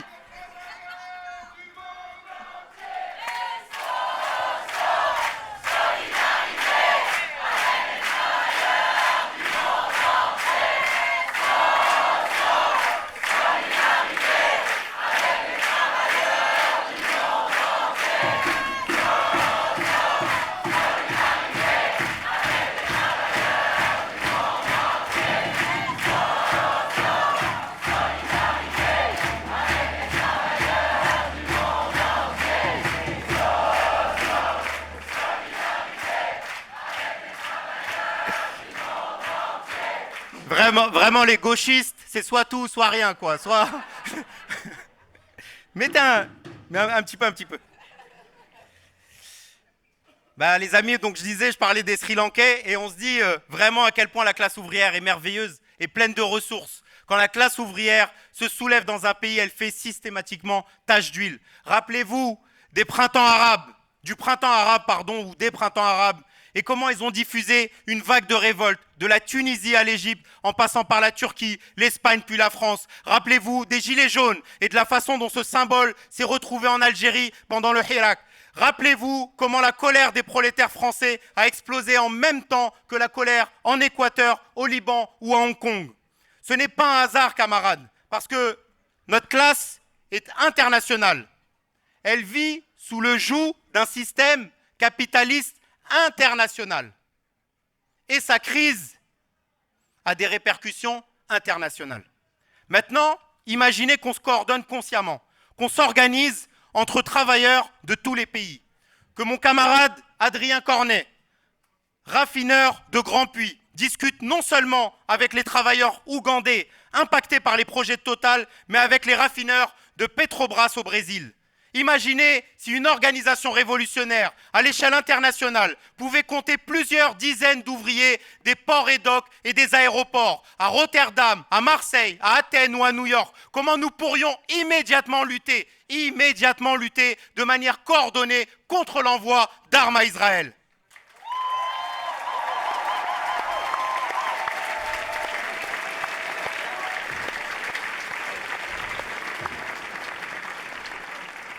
Myriam en a parlé, mais vous le savez, récemment, on a, avec les camarades de la fraction trotskiste, mené une campagne de solidarité à l'occasion de mon procès et de celui d'un autre camarade de Révolution Permanente le 18 juin prochain. Le 1er mai, à Buenos Aires, ils étaient plus de 2500 à avoir brandi ces pancartes que vous avez sorties aujourd'hui pour apporter leur soutien internationaliste. Mais c'était également le cas au Brésil, en Allemagne, en Italie, aux États-Unis. Mes camarades ont remué ciel et terre pour arracher des soutiens, des articles dans la presse, la signature de prix Nobel d'intellectuels internationaux.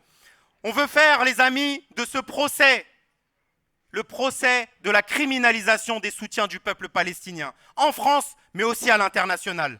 Montrer que si nous sommes si nombreux à être poursuivis, à Paris, Berlin ou à New York, c'est parce que Netanyahou n'a ni sniper, ni bombe de 1 tonne pour nous faire taire.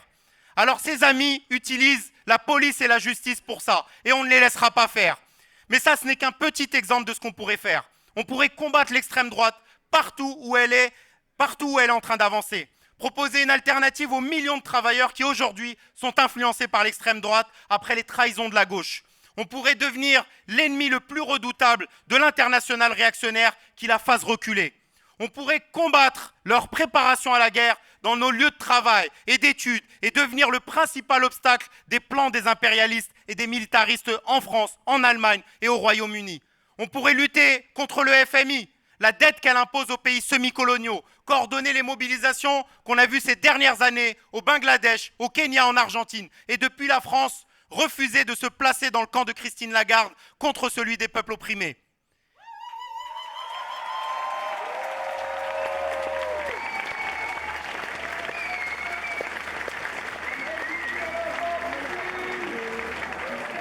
Imaginez les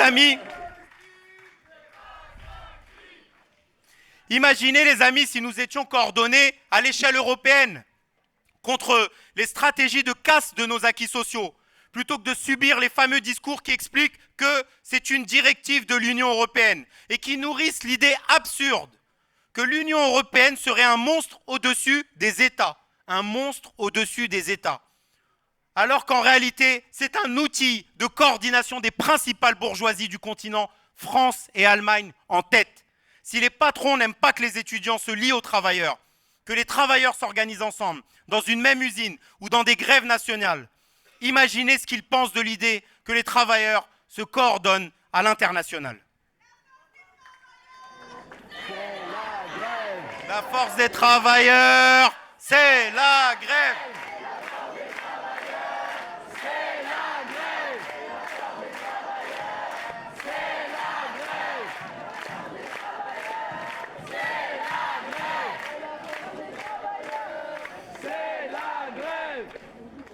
Bien sûr, les amis, c'est un combat à contre-courant. Mais l'histoire nous enseigne que ceux qui étaient à contre-courant hier sont ceux qui ouvriront la voie demain. Vous l'aurez compris, les amis, le temps de la passivité doit être révolu. Si je suis devant vous, les amis, c'est aussi pour mes enfants. On est tous préoccupés par l'avenir de nos gosses, de nos petites sœurs, de nos neveux ou nièces. On se dit, merde, dans quel monde on vit? Et surtout, quel monde on va leur laisser demain? Quel monde on va leur laisser demain? C'est sympa d'acheter aux gamins des PlayStation pour leur anniversaire, de leur mettre de l'argent de côté, de faire tant de sacrifices après la fatigue du travail pour les déposer à la danse ou au foot. Mais que feront-ils de tous ces cadeaux demain, s'ils vivent dans un monde de guerre et de cimetières d'emploi, s'ils vivent dans un monde à plus 3 degrés, le monde de la crise climatique et de la destruction du vivant vers lequel le capitalisme nous entraîne? Qu'est-ce qu'on aura laissé réellement aux générations futures? Mon grand-père est allé sur le front de l'Est pendant la Seconde Guerre mondiale et il en est rentré mutilé à cause de leur boucherie. Mon père a laissé sa famille au Maroc pour espérer nous offrir un avenir meilleur. Il a passé 40 ans à travailler en 3-8.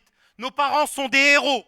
Ils ont lutté contre l'impérialisme français, contre la colonisation, contre le nazisme et contre le patronat de ce pays qui voulait les exploiter plus que les autres.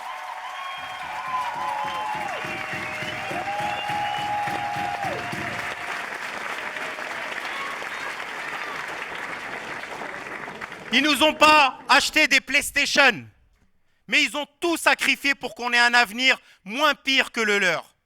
Et c'est aussi pour ça que j'ai décidé de lutter, de prendre des coups comme le 18 juin prochain, pour un autre avenir, débarrassé de toutes ces oppressions.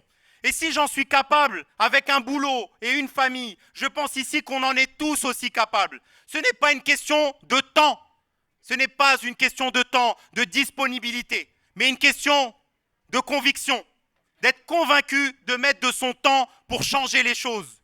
Et vous inquiétez pas, j'aurai quand même le temps d'aller regarder la deuxième mi-temps du Paris Saint-Germain après.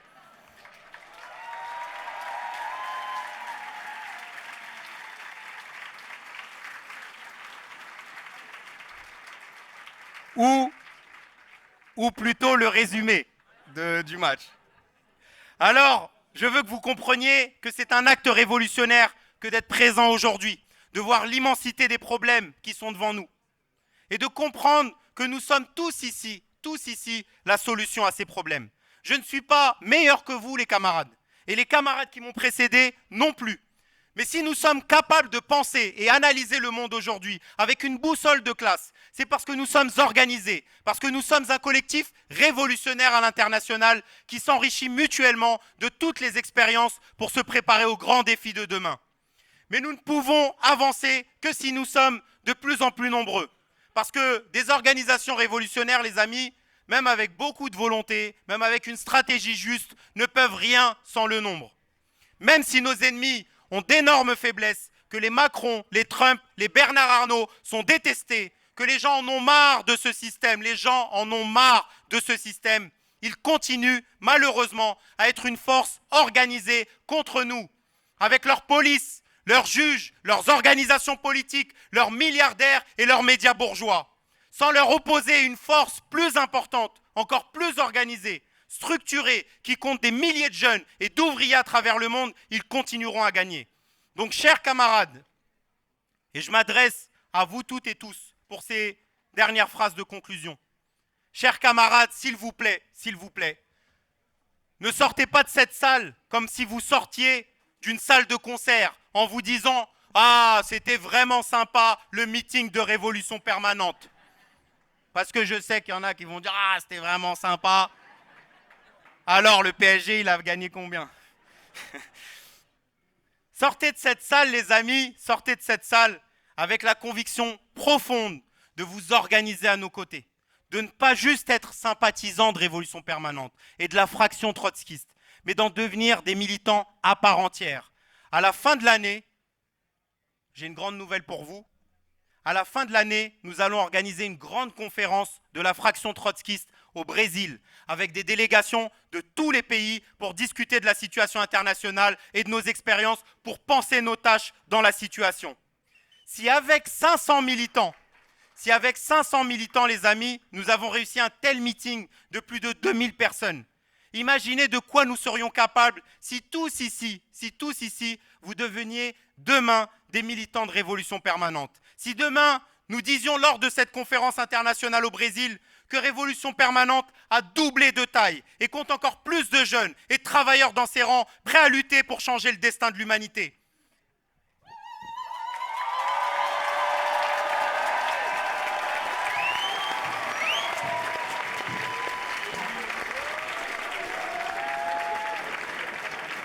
Je pense qu'on commencerait vraiment à faire flipper la bourgeoisie.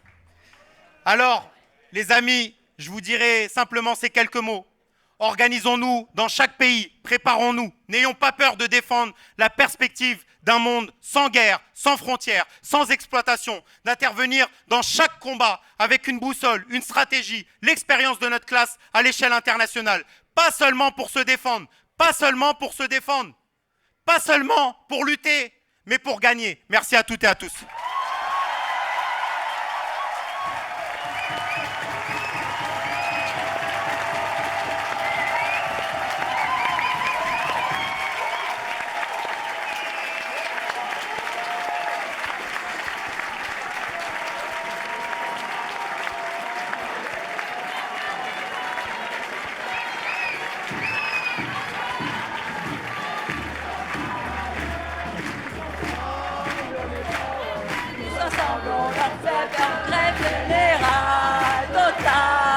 Étudiants, travailleurs, tous ensemble on est forts, tous ensemble on leur fait peur. Total, étudiants, travailleurs, tous ensemble on est forts,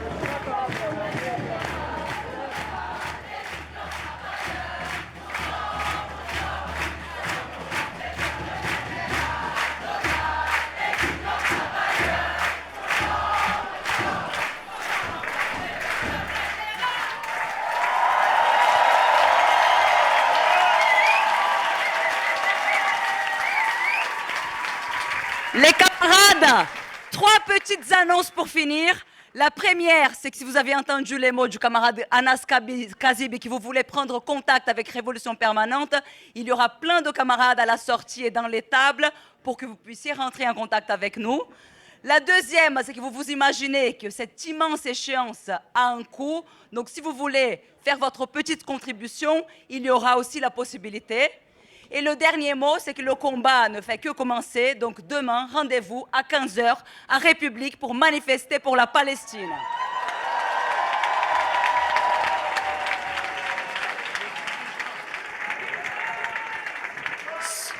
Ceci avant, bien évidemment, la prochaine grande échéance pour notre organisation, qui est le procès des camarades le 18 juin, où nous allons organiser un grand rassemblement au Palais de Justice pour être à leur côté. Prévoyez d'être là.